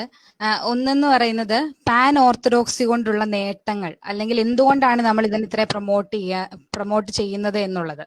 രണ്ടാമത്തേത്, സാർ ഇപ്പം ഈ OCPയുടെ ഭാഗമായിട്ട് തന്നെ പല സഭകളിൽ സന്ദർശിച്ചിട്ടൊക്കെ ഉണ്ടല്ലോ. അപ്പം അത് ഓരോ സഭകളിൽ നിന്നും നമുക്ക് മാതൃകയാക്കേണ്ടത്, അല്ലെങ്കിൽ സാറിനെ വളരെയധികം ഇൻസ്പയർ ചെയ്ത കുറച്ച് അനുഭവങ്ങളോ അല്ലെങ്കിൽ സ്പെഷ്യാലിറ്റീസോ ഒക്കെ പങ്കുവെക്കുകയായിരുന്നെങ്കിൽ, ചുരുങ്ങിയ സമയമേ ഉള്ളൂ, പക്ഷെ സാറിന് പറ്റുന്ന രീതിയിൽ പങ്കുവെക്കുകയായിരുന്നെങ്കിൽ നമുക്കൊക്കെ അറിയാൻ വളരെ ആഗ്രഹമുണ്ട്. അത് വളരെ നല്ലൊരു ചോദ്യമാണ്. പക്ഷെ അത് ഒരുപാട് സാധനം ഞാൻ വളരെ ചുരുക്കി പറയാം. പാൻ ഓർത്തഡോക്സി ബേസിക്കലി നമ്മൾ ഉദ്ദേശിക്കുന്നത് ഈ ഡിവൈഡ് ചെയ്ത് നിൽക്കുന്ന one holy catholic apostolic church. നമ്മൾ ഓർത്തഡോക്സ് ചർച്ചിനെ കാണുന്നത് one holy catholic apostolic church, but unfortunately divided. അപ്പം ഒരേ യൂണിറ്റിന്റെ ഭാഗമായിട്ട് നിൽക്കുന്ന ആൾക്കാരെ ഒരുമിച്ച് കൊണ്ടുവരിക എന്നുള്ളതാണ്. അതാണ് ഇതിന്റെ ബേസിക് ഉത്തരം. അതായത് അവര് തമ്മിലുള്ള എക്സ്ചേഞ്ചസും അവര് തമ്മിലുള്ള സൗഹൃദങ്ങളും അവര് തമ്മിലുള്ള ബന്ധങ്ങളും കുറച്ചുകൂടെ ഊഷ്മളമാക്കുക. അതിലൂടെ മറ്റ് അതായത് സൊസൈറ്റിക്ക് കോൺട്രിബ്യൂട്ട് ചെയ്യാം. ഈ പാൻ ഓർത്തഡോക്സ് എന്ന് പറഞ്ഞത് ഞാൻ നേരത്തെ പറഞ്ഞ പോലെ കുറെ ആൾക്കാരെ ഒരുമിച്ച് കൊണ്ടുവന്ന് ഫോട്ടോ എടുക്കുകയോ കാപ്പി കുടിക്കുകയോ എന്നുള്ളതല്ല. ഈ പാൻ ഓർത്തഡോക്സ് പ്രോസസ്സ് നടക്കുമ്പം അതിനകത്തൂടെ എക്കോണമിക് ഒരു കോൺട്രിബ്യൂഷൻ ഉണ്ടാകണം, ധാരാളം ജോലികൾ ജനറേറ്റ് ചെയ്യണം, ധാരാളം ചാരിറ്റി പ്രവർത്തനങ്ങൾ നടത്തണം. അപ്പൊ അതെല്ലാം നടത്താൻ കുറച്ചുകൂടെ ഓർഗനൈസ്ഡ് ആയിട്ട് ഓർത്തഡോക്സ് ക്രിസ്ത്യൻസിനെ ഉതകുന്ന രീതിയിൽ അവരെ ഒന്ന് ബലപ്പെടുത്തുക എന്നുള്ളൊരു പ്രോസസ്സാണ് പാൻ ഓർത്തഡോക്സ് യൂണിറ്റി എന്ന് പറയുന്നത്. I hope it is clear. എൻ്റെ ഒരു അഭിപ്രായത്തിൽ എനിക്ക് തോന്നുന്നു അതിൻ്റെ അകത്ത് ഇവഞ്ചലൈസേഷന്റെ കാര്യത്തിലും അതുപോലെ തന്നെ മറ്റ് ഓർത്തഡോക്സ് സഭയുടെ ഇപ്പൊ മലങ്കര സഭയ്ക്ക് ഇപ്പോ എനിക്ക് തോന്നുന്നു 2 സെമിനാരി, എനിക്ക് തോന്നുന്നില്ല 2 സെമിനാരി ഉള്ളൂ. അതുപോലെ തന്നെ ഇത് ഇച്ചിരിയോടെ ദൃഢമായാല് മറ്റ് സെമിനാരികളും അതുപോലെ പല രാജ്യത്തും പോയി നമുക്ക് മിഷണറി പ്രവർത്തനം ചെയ്യാനൊക്കെ കഴിയുന്ന ഒരു സന്ദർഭം നമ്മൾ ഒന്നിച്ചാൽ ഉണ്ടാവുമെന്നാണ് എൻ്റെ ഒരു വിശ്വാസം. അതായത് ഒരുമിച്ച് ഈ ഓർത്തഡോക്സ് ചർച്ച്, അതുപോലെ തന്നെ വേറെ കാര്യമുണ്ട്, ഈ ഓർത്തഡോക്സ് ചർച്ചസിന്റെ ഒരു യൂണിഫൈഡ് വോയിസ് വേണം. ഫോർ എക്സാമ്പിൾ ഇപ്പൊ എത്യോപ്യയിലെ ഈ വിഷയം എഡ്വിൻ ചോദിച്ച വളരെ പ്രസക്തമായി, എത്യോപ്യയിലെ എറിത്രയിലെ വിഷയം. ഈ എത്യോപ്യയിലെ എറിത്രയിലെ വിഷയം, they are our brothers, we consider them as our brothers. പക്ഷേ ഈ ചർച്ചുകൾ ഡിവൈഡ് ചെയ്ത് നിൽക്കുന്നതുകൊണ്ട് നമുക്കൊരു യൂണിഫൈഡ് ആയിട്ടുള്ള ഒരു കോമൺ വോയിസിൽ നമുക്ക് അതിനെ അപ്രോച്ച് ചെയ്യാൻ പറ്റുന്നില്ല, നമുക്ക് ഇടപെടാൻ പറ്റുന്നില്ല. നമ്മൾ ആകെ ചെയ്യുന്നതെന്ന് പറഞ്ഞാൽ അവിടെ ഇവിടെ ഇരുന്നുകൊണ്ട് പാത്രികന്മാരും കാതോലിക്കന്മാരും ഓരോ റിറ്റുകൾ ഇറങ്ങും, ഓരോ പെറ്റീഷൻസ് ഫയൽ ചെയ്യും, അല്ലെങ്കിൽ ഏതെങ്കിലും ഒരു കണ്ടം ചെയ്തുകൊണ്ട് ഒരു ലെറ്റർ ഇറങ്ങും. അവിടെ കൊണ്ട് ഈ പരിപാടി തീർന്നു. അതല്ല നമുക്ക് വേണ്ടത്. ആ പ്രയാസം അനുഭവിക്കുന്ന ആൾക്കാരിലേക്ക് നമുക്ക് ഈ സഭകൾ ഒരുമിച്ച് എങ്ങനെ ഇറങ്ങി ചെല്ലാൻ പറ്റുമെന്നുള്ളത് നമ്മൾ ആലോചിക്കണം. അങ്ങനെ ചെല്ലാൻ പറ്റിയിട്ടില്ല. അതുകൊണ്ട് തന്നെയാണ് 10 വർഷമായിട്ട് എറിത്രേൻ പാത്രീസിനെ ഇപ്പോഴും ഡീറ്റെയിൻ ചെയ്ത് നമ്മൾ കൂട്ടിനകത്ത് അടച്ചിട്ടേക്കുന്നത്. Because we have not acted. എനിക്കൊന്ന് മലങ്കര സഭയിലെ എത്ര പേർക്ക് അറിയാവുന്ന ഒരു സഹോദര സഭയാണ്. സഹോദര സഭയുടെ പാത്രീ കേസ് 10 വർഷമായിട്ട് ജയിലിൽ കിടക്കുമെന്ന് എത്ര പേർക്ക് അറിയാം? ബാബാതിരുമേനിയെ പിടിച്ച് നമ്മളെല്ലാം കൂടെ, അല്ലെങ്കിൽ ആരെങ്കിലും ഗവൺമെന്റ് പിടിച്ച് ജയിലിലിട്ടാൽ നമ്മുടെ അവസ്ഥ എന്തായിരിക്കും? Just imagine. പക്ഷെ നമുക്ക് അവിടെ വോയിസ് ഇല്ല, നമുക്ക് അവിടെ ഒന്നും ചെയ്യാൻ പറ്റുന്നില്ല എന്നുള്ളത്. അപ്പം ഈ പാൻ ഓർത്തഡോക്സ് പ്രോസസ്സിലൂടെ അങ്ങനെ ഒരു യുണൈറ്റഡ് വോയിസ് നമുക്ക് ക്രിയേറ്റ് ചെയ്യണം. ലോകത്തിന്റെ പല ഭാഗത്ത് ക്രിസ്ത്യൻസ് പെർസിക്യൂട്ടഡ് ആയിട്ടുണ്ട്, കണ്ടമാനം. ലോകത്തിൽ ഏറ്റവും കൂടുതൽ പെർസിക്യൂട്ടഡ് ആയിട്ടുള്ള ഒരു റിലീജിയൻ ആണ് ക്രിസ്ത്യാനിറ്റി. അതിൽ ഏറ്റവും വലിയ രസകരമായ കാര്യം എന്താണെന്ന് ചോദിച്ചാൽ, ലോകത്തിൽ ഏറ്റവും കൂടുതൽ പവർഫുൾ ആയിട്ടുള്ള രാജ്യങ്ങൾ ക്രിസ്ത്യൻ ആണെന്ന് അവകാശപ്പെടുമ്പോഴും, even though politically they are not, ഏറ്റവും കൂടുതൽ പ്രോസിക്യൂട്ട് ചെയ്യുന്നത് ക്രിസ്ത്യൻസിനെയാണ്. അവിടെ നമുക്ക് വർക്ക് ചെയ്യാനുണ്ട്. ചാരിറ്റി ഏരിയയിൽ നമ്മൾ ഈ ചാരിറ്റി ഏരിയ പറയുന്നുണ്ടെങ്കിലും നമുക്ക് ഇനിയും ഒരുപാട് ആൾക്കാരെ റീച്ച് ചെയ്യാനുണ്ട്. മിഷൻ ത്രൂ നമുക്ക് ഒരുപാട് ആൾക്കാരെ റീച്ച് ചെയ്യാനുണ്ട്. ഞാനൊരു ഉദാഹരണം പറയാം. വർഷങ്ങൾക്ക് മുമ്പ് ഒരു ഫിലിപ്പിനോയുമായിട്ട് I was talking to him. അത് ഈസ്റ്റർ സമയമായിരുന്നു. അപ്പം അവൻ എന്നോട് ചോദിച്ചു, to what church you belong? I said I am an Orthodox Christian. I belong to the Malankara Church. I am from India. അവൻ എന്നെ എടുത്തു വായിച്ചു ചോദിച്ചാൽ, do you guys celebrate Easter? Do you guys celebrate Easter? അവൻ എന്നോട് ചോദിച്ച ചോദ്യം എന്ന് പറഞ്ഞാൽ, നിങ്ങൾ ഈസ്റ്റർ സെലിബ്രേറ്റ് ചെയ്യാറുണ്ട്? അവൻ റോമൻ കാത്തലിക് ആണെന്ന് ആലോചിച്ചോണം. ഇന്നും ഓർത്തഡോക്സ് ക്രിസ്ത്യാനിറ്റി എന്താണെന്ന് അറിയാത്ത ധാരാളം ആൾക്കാർ ഈ ലോകത്തുണ്ട്. ധാരാളം ആൾക്കാർ, അവർക്ക് എന്തോ ഒരു ഐഡിയ പോലും ഇല്ലാത്തവരുണ്ട്. അപ്പം അവരിലേക്കൊക്കെ ഇറങ്ങി ചെല്ലണമെങ്കിലും, ഈ പറഞ്ഞ പോലെ മിഷൻ ചെയ്യണമെന്നുണ്ടെങ്കിലും, നമുക്കൊരു യുണൈറ്റഡ് വോയിസ് നമ്മളെ നമ്മുടെ കോമൺ ആയിട്ടുള്ള റൈറ്റ്സ് ഡിഫെൻഡ് ചെയ്യണമെന്നുണ്ടെങ്കിലും ഒരു പാൻ ഓർത്തഡോക്സ് കൺസിലർ യൂണിറ്റിയിലൂടെ ആണ് അത് സാധ്യമാക്കേണ്ടത്. നമ്മുടെ WCCയിലോ അല്ലെങ്കിൽ മറ്റുള്ള ഇടങ്ങളിലൊക്കെ പോയി കിടന്ന് ബഹളമുണ്ട്. പക്ഷെ അതിനുള്ള വോയിസിന്റെ ഭയങ്കര ഫ്രജൈലാണ്, വളരെ വീക്കാണ്. നമ്മൾ ഒരുമിച്ച് നിൽക്കുമ്പോൾ ആ വോയിസിന് സ്ട്രെങ്ത് കൂടുന്നത്. നമ്മൾ ഒരുമിച്ച് പറയുമ്പോൾ കാര്യങ്ങൾ നീങ്ങും. പക്ഷെ ആ ഒരു കാഴ്ചപ്പാടിലേക്ക് ഓർത്തഡോക്സ് ക്രിസ്ത്യൻ ആൾക്കാർ, ക്രിസ്ത്യൻസ് വന്നിട്ടില്ല എന്നുള്ളത് ഖേദകരമായ അവസ്ഥയാണ്. പിന്നെ ഇതിനകത്ത് ഏറ്റവും വലിയ പ്രശ്നം എന്ന് പറഞ്ഞാൽ ഇതിന്റെ ഫൈനൽ ഡിസിഷൻ എപ്പോഴും സിനഡ് ആയിരിക്കും. സിനഡ് റിജക്ട് ചെയ്ത് കഴിഞ്ഞാൽ നമുക്ക് പിന്നെ ഒന്നും ചെയ്യാൻ ഒക്കത്തില്ല. അപ്പം സിനഡിലുള്ള മെത്രാച്ചന്മാർക്കും അതിനകത്തുള്ള ഇൻവോൾവ് ചെയ്യുന്ന ആൾക്കാർക്കും ഇതിനെക്കുറിച്ചൊരു ക്ലാരിറ്റി, ധാരണയും ഉണ്ടാകണം. ഇവിടെ നമ്മൾ എപ്പോഴും പറഞ്ഞുകൊണ്ടിരിക്കുന്നത് റോമൻ കത്തോലിക്ക പോപ്പുമായിട്ട് ഡയലോഗ് മതി, പോപ്പുമായിട്ട് ഡയലോഗ് വേണ്ട, എക്യുമിനിസം നടക്കട്ടെ, നന്നായിട്ട് നടക്കട്ടെ. അത് നന്നായിട്ട് നമ്മൾ ഇൻവോൾവ് ചെയ്ത് പോകുന്നുണ്ട്. കഴിഞ്ഞ 10-20 വർഷമായിട്ട് തലങ്ങും വിലങ്ങും നമ്മൾ ഡയലോഗാണ്. പക്ഷെ when it comes to pan orthodoxy എന്താ നടക്കാത്തതെന്ന് ചോദിച്ചതിന് ഉത്തരവില്ല. അതിന്റെ ഇടയ്ക്ക് ഒരു ചോദ്യം. ഈ കത്തോലിക്ക സഭ ലോകത്തിന് മുമ്പിൽ വെച്ചൊരു വലിയ അടയാളം എന്ന് പറയുന്നത് പത്രോസിന്റെ പരമാധികാരവും പോപ്പിന്റെ പരമാധികാരവുമാണ്. ഇവിടെ ഈ ഒരു കാര്യം ഞാൻ മനസ്സിലാക്കുന്നത് കത്തോലിക്ക സഭയാണ് ഇത് ഏറ്റവും കൂടുതൽ പ്രൊമോട്ട് ചെയ്തത്. ഈ ഒരു കൺസെപ്റ്റ് സത്യം പറഞ്ഞാൽ ഈ ഓർത്തഡോക്സ് സഭകളിൽ, പ്രത്യേകിച്ച് ഓറിയന്റൽ ഓർത്തഡോക്സ് സഭകളിൽ പോലും പ്രശ്നങ്ങൾ സൃഷ്ടിക്കാൻ ഇടയില്ലേ? അത് ഈ ഓർത്തഡോക്സ് സഭകൾ യോജിക്കുന്നതിന് ഈ ഒരു പ്രസ്താവന, അല്ലെങ്കിൽ ഈ ഒരു വേദശാസ്ത്രം എന്ന് അവർ പറയുന്ന ഈ ഒരു വീക്ഷണം ശരിക്കും പറഞ്ഞാൽ നമ്മുടെ യോജിപ്പിന് ഒരു വിലങ്ങുതടിയാവുന്നില്ലേ? ഈ പത്രോസിന്റെ പരമാധികാരം, സുപ്രീമസിയും പ്രൈമസിയും രണ്ടാണല്ലോ ഏബലിന് അറിയാമല്ലോ. Supremacy and primacy. Catholic Church കൂടുതലും they focus more on supremacy, which is completely outrightly rejected by Orthodox Christians. അത് ഒരു ഓർത്തഡോക്സ് ചർച്ചും ആക്ച്വലി അത് അക്സെപ്റ്റ് ചെയ്യത്തില്ല, ടെക്നിക്കലി സ്പീക്കിംഗ്. പക്ഷേ ചില ഓർത്തഡോക്സ് ചർച്ചസിന് അവരുടെ ഈ പെട്രീനിയൻ പ്രൈമസി ഒരു പ്രത്യേക പോക്കറ്റിൽ അല്ലെങ്കിൽ ഒരു പ്രത്യേക കുപ്പിയിലിട്ട് അതിനെ അവതരിപ്പിക്കാനായിട്ട് ശ്രമിക്കുന്നുണ്ട്. അതിൻ്റെതായിട്ടുള്ള ചില ഏറ്റക്കുറച്ചിലുകൾ ഡയലോഗിൽ വന്നിട്ടുണ്ട്. പക്ഷേ ഓർത്തഡോക്സ് എക്ലിസോളജിയും ഓർത്തഡോക്സ് തിയോളജിയും കൺസീലിയാരിറ്റിയും പറയുമ്പം അത് വലിയ പ്രശ്നമാകാൻ സാധ്യത കുറവാണ്.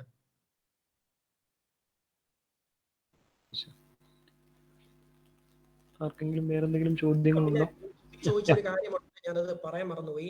ഒരുപാട് നമുക്ക് കോപ്പി ചെയ്യാൻ പറ്റുന്ന അല്ലെങ്കിൽ നമ്മുടെ തലത്തിൽ ചെയ്യാൻ പറ്റുന്ന പ്രാക്ടീസസ് ഞാൻ പല ഓർത്തഡോക്സ് ചർച്ചസിലും കണ്ടിട്ടുണ്ട്. ഞാൻ അവിടെ കഴിഞ്ഞ തവണ ഞാൻ ബെൽഗ്രേഡിൽ പോയ സമയത്ത് സെർബിയൻ പേട്രിയാർക്കേറ്റിലും സെർബിയൻ മൊണാസ്ട്രീസിലും ഒക്കെ പോയിരുന്നു. അവിടെ ചെന്ന സമയത്ത് അവിടെ എനിക്ക് കാണാൻ വെച്ചാൽ ഓരോ ചർച്ചിനും ഓരോ മൊണാസ്ട്രിക്കും ഒരു ഷോപ്പുണ്ട്.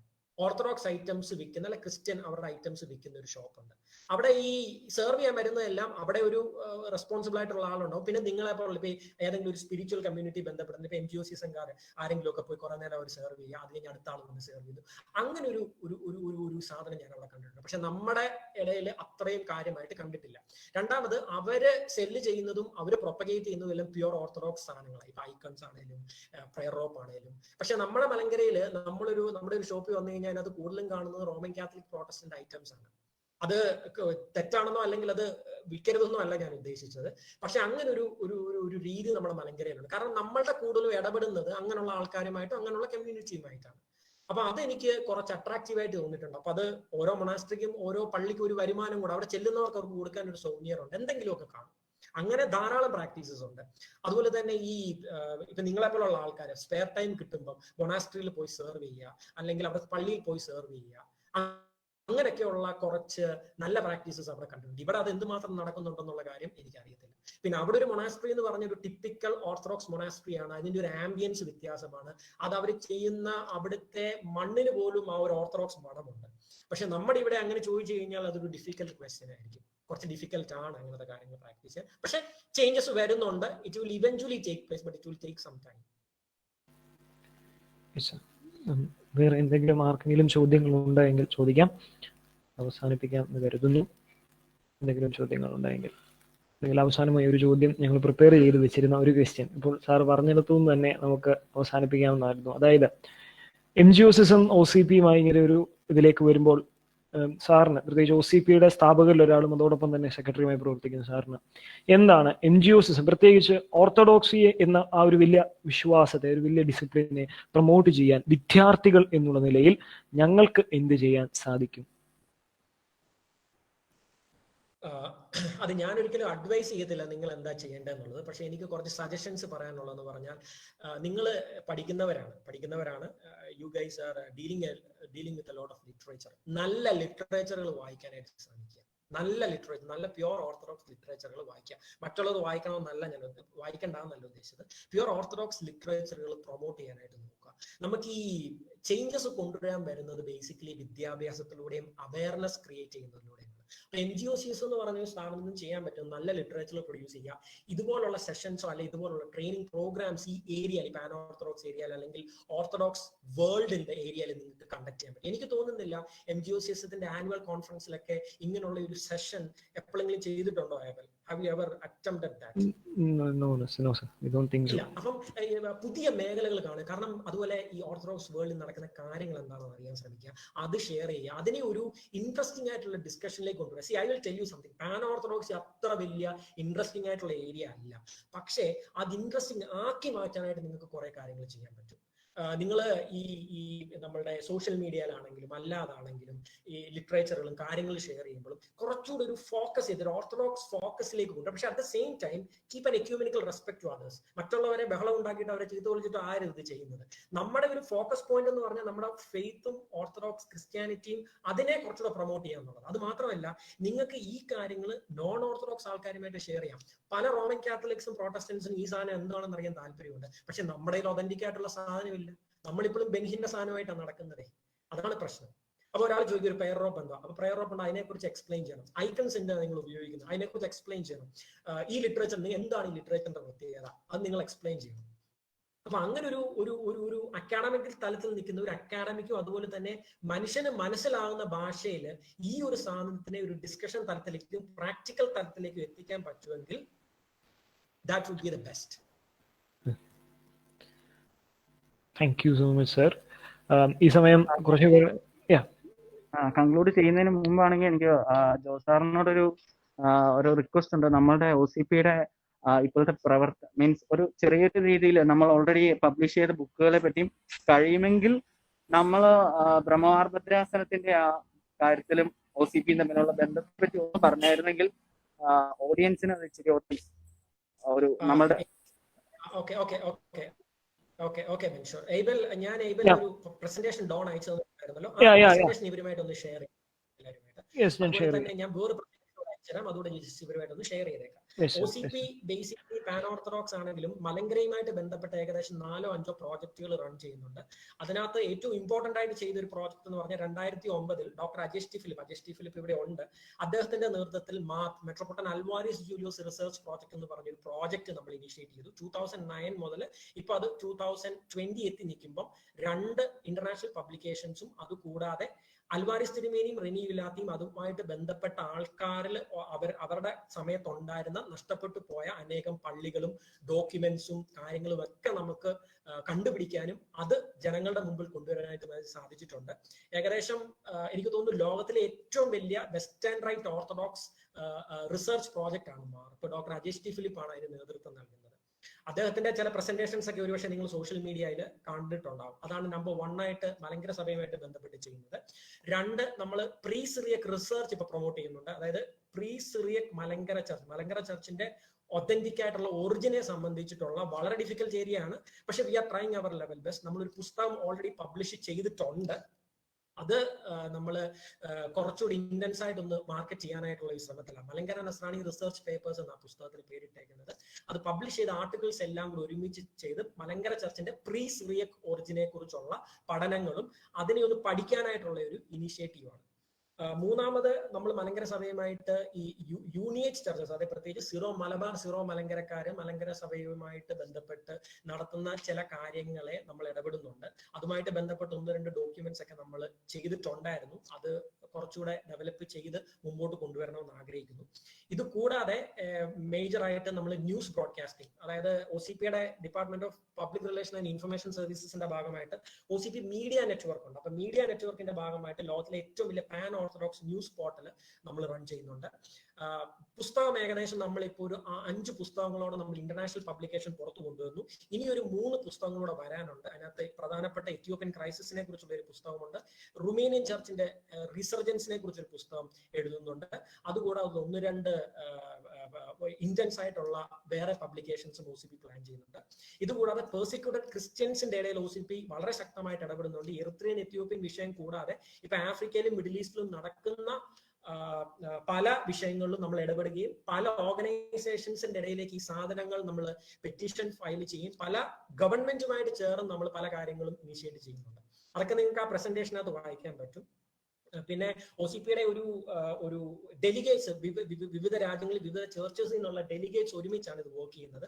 അത് നിങ്ങൾക്ക് ആ പ്രസന്റേഷനകത്ത് കാണാൻ പറ്റും. അപ്പോൾ ഒരുമിച്ചൊരു ഓർത്തഡോക്സ് പ്ലാറ്റ്ഫോം ക്രിയേറ്റ് ചെയ്യുകയും അതുപോലെ തന്നെ അതിനകത്തൂടെ മാക്സിമം പ്രയോജനം ഓർത്തഡോക്സ് ക്രിസ്ത്യൻസിനും മറ്റുള്ള സൊസൈറ്റിക്കും എത്തിക്കുക എന്നുള്ള രീതിയിലാണ് മുമ്പോട്ട് പോകുന്നത്. ചാരിറ്റി ആൻഡ് സോഷ്യൽ വെൽഫെയർ വേറൊരു ആക്ടിവിറ്റി ആയിട്ട് നടക്കുന്നുണ്ട്. അത് ഇന്ത്യയിൽ മാത്രമായിട്ടാണ് അതിന്റെ പ്രവർത്തനങ്ങൾ നടക്കുന്നത്. ഇനി ഫ്യൂച്ചറിലേക്കുള്ള കാര്യങ്ങൾ ഞങ്ങൾ പ്ലാൻ ചെയ്ത് പതുക്കെ മുമ്പോട്ട് വന്നുകൊണ്ടിരിക്കുക. ഇതിനകത്ത് ബെന്നും ലിൻജോയും I think Monu, doctor Ajesh ഇവരെല്ലാം OCPയുമായിട്ട് ബന്ധപ്പെട്ട ആൾക്കാരാണ്. വിവിധ തലത്തിലുള്ള പ്രവർത്തനങ്ങൾ അവർ വിവിധ തരത്തിലുള്ള ജോലികൾ അവർ OCPയുമായിട്ട് ബന്ധപ്പെട്ട് ചെയ്യുന്നുണ്ട്. അപ്പൊ കൂടുതൽ വിവരങ്ങൾ ഞാൻ ഏബിൾ ത്രൂ നിങ്ങളെ അറിയിച്ചോളാം. Thank you sir. വളരെ ഡൈവേഴ്സിഫൈഡ് ആക്ടിവിറ്റീസ്. എനിക്ക് അങ്ങനെ ഒറ്റ ശ്വാസത്തിൽ പറയാൻ ഒക്കത്തില്ല, കാരണം ഒരുപാട് കാര്യങ്ങൾ ഇടപെട്ടുകൊണ്ടിരിക്കുക. അപ്പൊ അതുകൊണ്ട് I think it is better for you to go through that presentation. Yes sir. Thank you sir.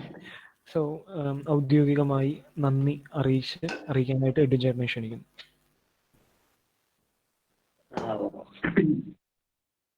എവിടുന്ന് തുടങ്ങണം, എങ്ങനെ ആർക്ക് നന്ദി പറയണമെന്നൊരു പിടിയില്ല. അച്ഛൻ വേറെ പറഞ്ഞു കഴിഞ്ഞാൽ കിളി പോയിരിക്കുക. ഇത്രയും വൈഡായിട്ട് എന്നാലും വളരെ സിമ്പിൾ ആയിട്ട് what is orthodox, what is pan orthodoxy എന്നുള്ള ഒരു സിമ്പിൾ എക്സ്പ്ലെയിൻ ചെയ്ത് നമുക്ക് എല്ലാവർക്കും നല്ലൊരു ക്ലാസ് അല്ല, ഒരു ഓപ്പൺ ഡിസ്കഷൻ നമുക്ക് നൽകിയ ജോർജ് അലക്സ് സാറിനോടുള്ള പ്രത്യേകമായ നന്ദി ഇവാനിയോ എൻജിഒസിഎസം മെമ്പേഴ്സിന് വേണ്ടിയും വന്നു ചേർന്ന എല്ലാവരുടെയും പേരില് ജോർജ് അലക്സ് സാറിന് സമർപ്പിച്ചുകൊള്ളുന്നു. അതുൾപ്പെടെ സാറിന്റെ കുറച്ച് ക്രൂസും ഇതിന് കൂടെ ഉണ്ട് എന്നറിഞ്ഞതിൽ വളരെ സന്തോഷം. ഈ മീറ്റിംഗ് ഞങ്ങളോട് സംബന്ധിച്ച എല്ലാവരോടുമുള്ള നന്ദിയും സ്നേഹവും ഒരിക്കൽ കൂടി അറിയിക്കുന്നു. ദൈവം നമ്മെല്ലാം അനുഗ്രഹിക്കട്ടെ എന്ന് ആശംസിക്കുകയും ചെയ്യുന്നു. ഒരു കാര്യം കൂടെ സൂചിപ്പിക്കുന്നു, നമുക്ക് ഈ പരിപാടി വളരെ ഭംഗിയായി കോർഡിനേറ്റ് ചെയ്യാൻ സഹായിച്ചത് ഒസിപിയുടെ ഇന്റർനാഷണൽ അഫയേഴ്സിന്റെ എഡിറ്ററായിട്ട് പ്രവർത്തിക്കുന്ന ഡോൺ ചേട്ടനാണ്. ഒരുപാട് നന്ദിയോടുകൂടി ഈ സമയത്ത് അതിന് വന്നു ചേരാനായിട്ട് സാധിച്ചില്ല. എന്നിരുന്നാലും ആദ്യം മുതൽ അവസാനം വരെ ഞാൻ ഈ ഒരു കാര്യം മുന്നോട്ട് വെച്ചപ്പോൾ, ഞങ്ങളുടെ എൻജിഒസിന്റെ ആവശ്യം മുന്നോട്ട് വെച്ചപ്പോൾ പൂർണ്ണമായത് അംഗീകരിക്കും ജോർജ് അലക്സാണ്ടർ സാറുമായിട്ട് അത് കോർഡിനേറ്റ് ചെയ്ത് ഞങ്ങളെ മുന്നോട്ട് കൊണ്ടുവരാൻ സാധിച്ച ഡോൺ ചേട്ടനോട് പ്രത്യേകം നന്ദി. അതോടൊപ്പം തന്നെ നമ്മുടെ കൂടെ ഇന്ന് വന്ന ഒസിപിയുടെ എല്ലാ പ്രവർത്തകരും, പ്രത്യേകിച്ച് അജീഷ് ഫിലിപ്പ് സാറിനോട് പ്രത്യേകം നന്ദി, ലിൻഡോ ചേട്ടൻ, ഇവരോട് എല്ലാവരോടും. അതോടൊപ്പം തന്നെ സ്റ്റാർ ഓഫ് ദ ഈസ്റ്റ് എന്ന ഫേസ്ബുക്ക് പേജിൽ ഈ ഒരു പ്രോഗ്രാം ലൈവായി ചെയ്യുവാൻ ഞങ്ങളെ സഹായിച്ച മനുചേട്ടൻ, ഇവരോടെല്ലാവരോടുമുള്ള നന്ദി. അത് പ്രത്യേകം ആ സ്റ്റാർ ഓഫ് ദ ഈസ്റ്റ് പേജിന്റെ എല്ലാ പ്രവർത്തകരോടും ഞങ്ങൾ നന്ദിയും സ്നേഹവും ഈ സമയത്ത് അറിയിക്കുകയാണ്. സത്യത്തിൽ ഇത് ആദ്യമായാണ് ഞങ്ങൾ ഒരു 5 പരിപാടികൾ ഇതുവരെ ചെയ്തിരുന്നു. അത് മലങ്കര സഭയിലെ 5 പിതാക്കന്മാരോടൊപ്പം ഓരോ സെക്ഷനുകൾ വെച്ചിരുന്നു. പക്ഷേ അതിനൊക്കെ അപ്പുറമായി ചിലത് ഞങ്ങൾക്ക് നേടി തന്ന, അല്ലെങ്കിൽ ഞങ്ങൾക്ക് കുറെ കൂടി വ്യക്തമാക്കി തന്ന ഈ ഒരു പരിപാടിക്ക് ഞങ്ങളെ സഹകരിച്ച ജോർജ് അലക്സാണ്ടർ സാറിന്, അവരുടെ ഒരു ഒസിപി ക്രൂവിന്, ഒസിപി എന്നൊരു വലിയ ടീമിന് ഞങ്ങളുടെ ഏറ്റവും ഹൃദയത്തിൽ നിന്നുള്ള നന്ദി ഒരിക്കൽ കൂടി അറിയിക്കുകയാണ്. ഞങ്ങൾ സ്വപ്നം കാണുന്ന ഒരു സഭ എന്ന് പറയുന്നത്, അല്ലെങ്കിൽ നമ്മൾ കാണുന്നത് ഒരിക്കലും ഇൻഡിവിജ്വൽ എന്നൊരു കൺസെപ്റ്റ് അല്ല. സഭ എന്ന കൺസെപ്റ്റ് നമ്മുടെ ഇടയിൽ വളരുന്നില്ല. സഭ എന്നത് എനിക്ക് ഈ സമയത്ത് ഓർമ്മ വന്നത്, യൂർഗീസ് ദിദിയൻ ബാവ 1937 എഡിൻബറോ സന്ദർശനത്തിന് ശേഷമാണ് ഒരു വലിയ ഓർത്തഡോക്സി അല്ലെങ്കിൽ ഓർത്തഡോക്സ് പിതാക്കന്മാർ ഒരുമിച്ച് നിൽക്കുക എന്നൊരു കൺസെപ്റ്റ് മുന്നോട്ട് വെക്കുന്നതിനെ പറ്റി ഔഗേൻ ബാവ 1965 ആഡിസ് ബാബയിലേക്ക് പോകുമ്പോൾ അദ്ദേഹത്തിന്റെ കൂടെ സഞ്ചരിച്ച വൈദികൻ എഴുതിയ ഒരു കുറിപ്പിൽ പറയുന്നുണ്ട്, യൂറിസ്ലിയൻ ബാവ അന്ന് വന്ന് സന്ദർശിച്ച പിതാക്കന്മാരോടെല്ലാം ആവശ്യപ്പെട്ടത് നമുക്ക് എല്ലാവർക്കും ഒരുമിച്ച് കൂടാൻ ഒരു വലിയ സ്വപ്നമുണ്ടാകണം എന്നുള്ളതാണ്. ആ ഒരു പ്രക്രിയയുടെ ഒരു ആരംഭമായി മലങ്കര സഭയുടെ വിദ്യാർത്ഥി പ്രസ്ഥാനത്തിന്, ഇവാനോ എൻജിഒസിസത്തിന് ഇത് സാധിച്ചത് എന്നുള്ളത് ഞങ്ങൾക്ക് ഒരുപാട് സന്തോഷം. അതിന് സഹകരിച്ച എല്ലാവരോടും ഒരിക്കൽ കൂടി നന്ദിയും സ്നേഹവും ഇത് തീർച്ചയായും ഇവാനോ എൻജിഒസിന് ഒരു കടപ്പാടാണ്. ഇവാനോ എൻജിഒസിസത്തിന്റെ പ്രത്യേകമായ നന്ദി എല്ലാവർക്കും ഒരിക്കൽ കൂടി അറിയിക്കുന്നു. ഇത്രയും നേരം ഈ ഒരു വിഷയത്തിൽ സംസാരിച്ചതിനും അതിന്റെ പ്രസന്റേഷൻസും കാര്യങ്ങളും എല്ലാം നിങ്ങൾക്ക് ഇവാനോ എൻജിഒസിസവുമായി ബന്ധപ്പെട്ട നിങ്ങൾക്ക് ചോദിക്കാവുന്നതാണ്. ഞങ്ങളുടെ ഒന്നിൽ ജോയൽ ആണ് ഇതിന്റെ ജോയിന്റ് സെക്രട്ടറി, ദ്യുതി സെക്രട്ടറിയുടെ ഓർഗനൈസറിന്റെയും പേരുകൾ പ്രത്യേകമായിട്ട് പോസ്റ്ററിൽ കൊടുത്തിട്ടുണ്ടായിരുന്നു. ഇതുമായിട്ട് ബന്ധപ്പെട്ട എല്ലാ ഡോക്യുമെന്റ്സും ഞങ്ങൾ നിങ്ങൾക്ക് അയച്ചു തരാം. യാതൊരു ബുദ്ധിമുട്ടും ഞങ്ങൾക്കില്ല. അപ്പം അവസാനമായി നമ്മുടെ ഈ ഒരു പ്രവർത്തനത്തിന് സഹകരിച്ച ദൈവത്തിനും അതോടൊപ്പം തന്നെ എല്ലാവർക്കും നന്ദി അറിയിക്കുന്നു. വന്നു ചേർന്ന എല്ലാവർക്കും അറിയിക്കുന്നു. നമുക്ക് പ്രാർത്ഥിച്ച് അവസാനിപ്പിക്കാം എന്ന് കരുതുന്നു. ആർക്കെങ്കിലും എന്തെങ്കിലും ചോദിക്കാനുണ്ടെങ്കിൽ ചോദിക്കാം. സർ, ഒരു കാര്യം കൂടെ ഓർമ്മിപ്പിക്കുകയാണ്, ഈ ബുക്സിന്റെ കാര്യം. ഓക്കെ സാർ,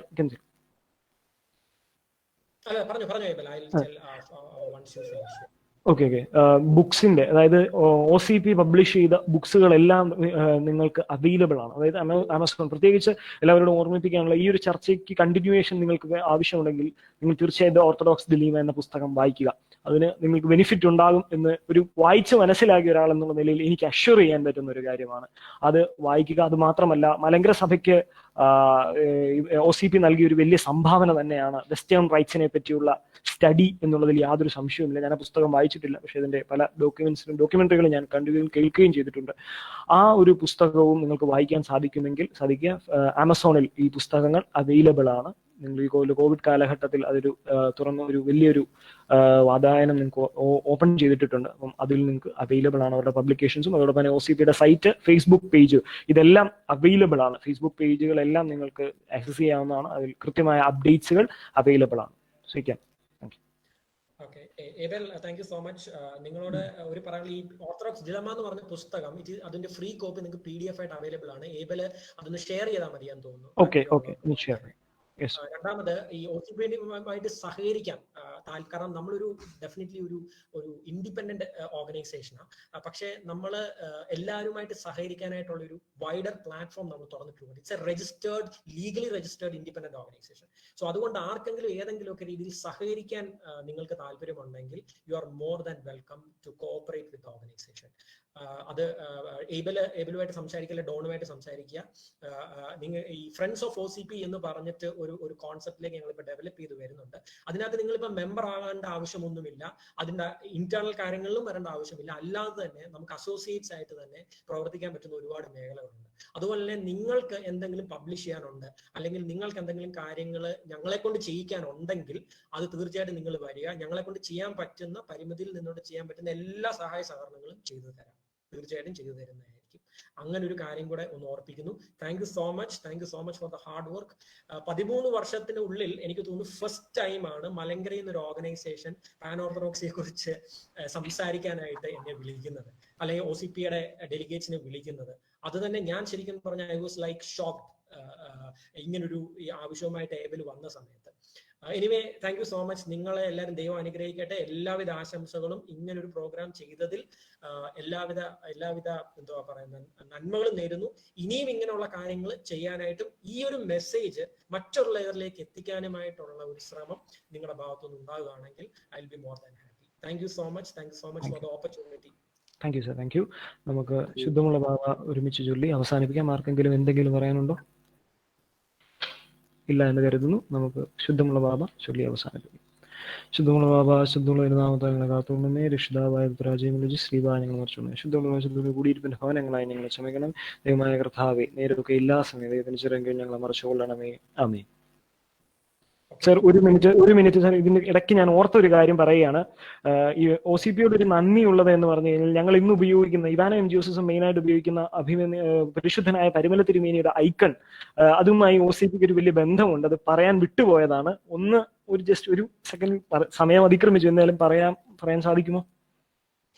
OCPയുടെ ചാൻസലർ അച്ഛൻ കിരിയാക്കോസ് തോട്ടൂർ അച്ഛനാണ്. അച്ഛൻ ഷിക്കാഗോയിലാണ് റിസൈഡ് ചെയ്യുന്നത്. അച്ഛൻ നേരിട്ട് അവിടുത്തെ ഒരു ഗ്രൂപ്പ് ഓഫ് ബിസൻഡൈൻ മങ്സിനെ കൊണ്ട് വരപ്പിച്ചതാണ് ഐക്കൺ. അതിന്റെ ഒറിജിനൽ അച്ഛന്റെ റെസിഡൻസിൽ ഷിക്കാഗോയിലുണ്ട്. അതിന്റെ കോപ്പീസ് ആണ് നിങ്ങൾ ഈ കാണുന്നത്. അതുപോലെ ഈ OCP ഐക്കൺ, ഈ ഗ്രിഗോറിയോസ് സെന്റ് ഗ്രിഗോറിയുടെ ഐക്കൺ എന്ന് പറയുന്നത് OCPയുടെ ഒരു ഓർഡറും കൂടെ, OCP ഫൗണ്ടേഷന്റെ കീഴിലുള്ള ഒരു ഓർഡറാണ്. നമ്മൾ പല ഡെലിഗേഷനുമായിട്ട് പല രാജ്യങ്ങളിൽ സന്ദർശിക്കുകയും അവർ ഇങ്ങോട്ട് വന്ന് സന്ദർശിക്കുകയും ഒക്കെ ചെയ്യുമ്പോൾ അവർക്ക് ഗിഫ്റ്റ് ആയിട്ട് കൊടുക്കുന്ന ഒരു സാധനമാണ്, ഒരു ഐക്കണാണിത്. അതിന്റെ ഒരു ഗുണം എന്താണെന്ന് വെച്ച് കഴിഞ്ഞാൽ അതൊരു പാൻ ഓർത്തഡോക്സ് ഐക്കണാണ്. കാരണം ഒരു ഓറിയന്റൽ സെയിന്റിനെ ബൈസന്റൈൻ മങ്സ് വരച്ചു. അത് മാത്രമല്ല മലങ്കര സഭയുടെ ഫസ്റ്റ് സെയിന്റും ഇന്ത്യയുടെ ഫസ്റ്റ് സെയിന്റും ഈ ഒരു മെസ്സേജും കൂടാണ് മറ്റു പല സ്ഥലങ്ങളിലേക്കും എത്തിക്കാൻ സാധിക്കുന്നത് ഈ ഐക്കൺ കൊടുത്ത്. ഞങ്ങളെ കൊണ്ടാവുന്ന രീതിയിൽ എല്ലാ ഐക്കൺ പലയിടത്തും കൊണ്ടുവച്ചിട്ടുണ്ട്, അല്ലെങ്കിൽ പലർക്കും സമ്മാനമായിട്ട് കൊടുത്തിട്ടുണ്ട്. അത്രയുമാണ് ഐക്കന്റെ ചരിത്രം. ഞങ്ങളത് ഞങ്ങളുടെ സീനിയേഴ്സിന് ഫെയർവെല്ലിന് സമ്മാനമായി കൊടുക്കുന്നത് അതാണ്, ആ ഒരു ചിത്രമാണ് ഞങ്ങൾ സമ്മാനമായി കൊടുക്കാറുള്ളത്. ഇതിനെ ബേസ് ചെയ്ത് സിറിയക് ഓർത്തഡോക്സുകാർ ഒരു ഐക്കൺ അവർ ഡെവലപ്പ് ചെയ്തിട്ടുണ്ട്. ബ്രസീലിലുള്ള ഒരു സിറിയക് ഓർത്തഡോക്സ് കമ്മ്യൂണിറ്റി അവർ ഇതിനായിട്ട് ബേസ് ചെയ്ത് ഇതേപോലത്തെ ഐക്കൺ അവർ ജസ്റ്റ് പറഞ്ഞു. Thank you sir, thank you so much. Thank you so much. All the best. Thank you sir.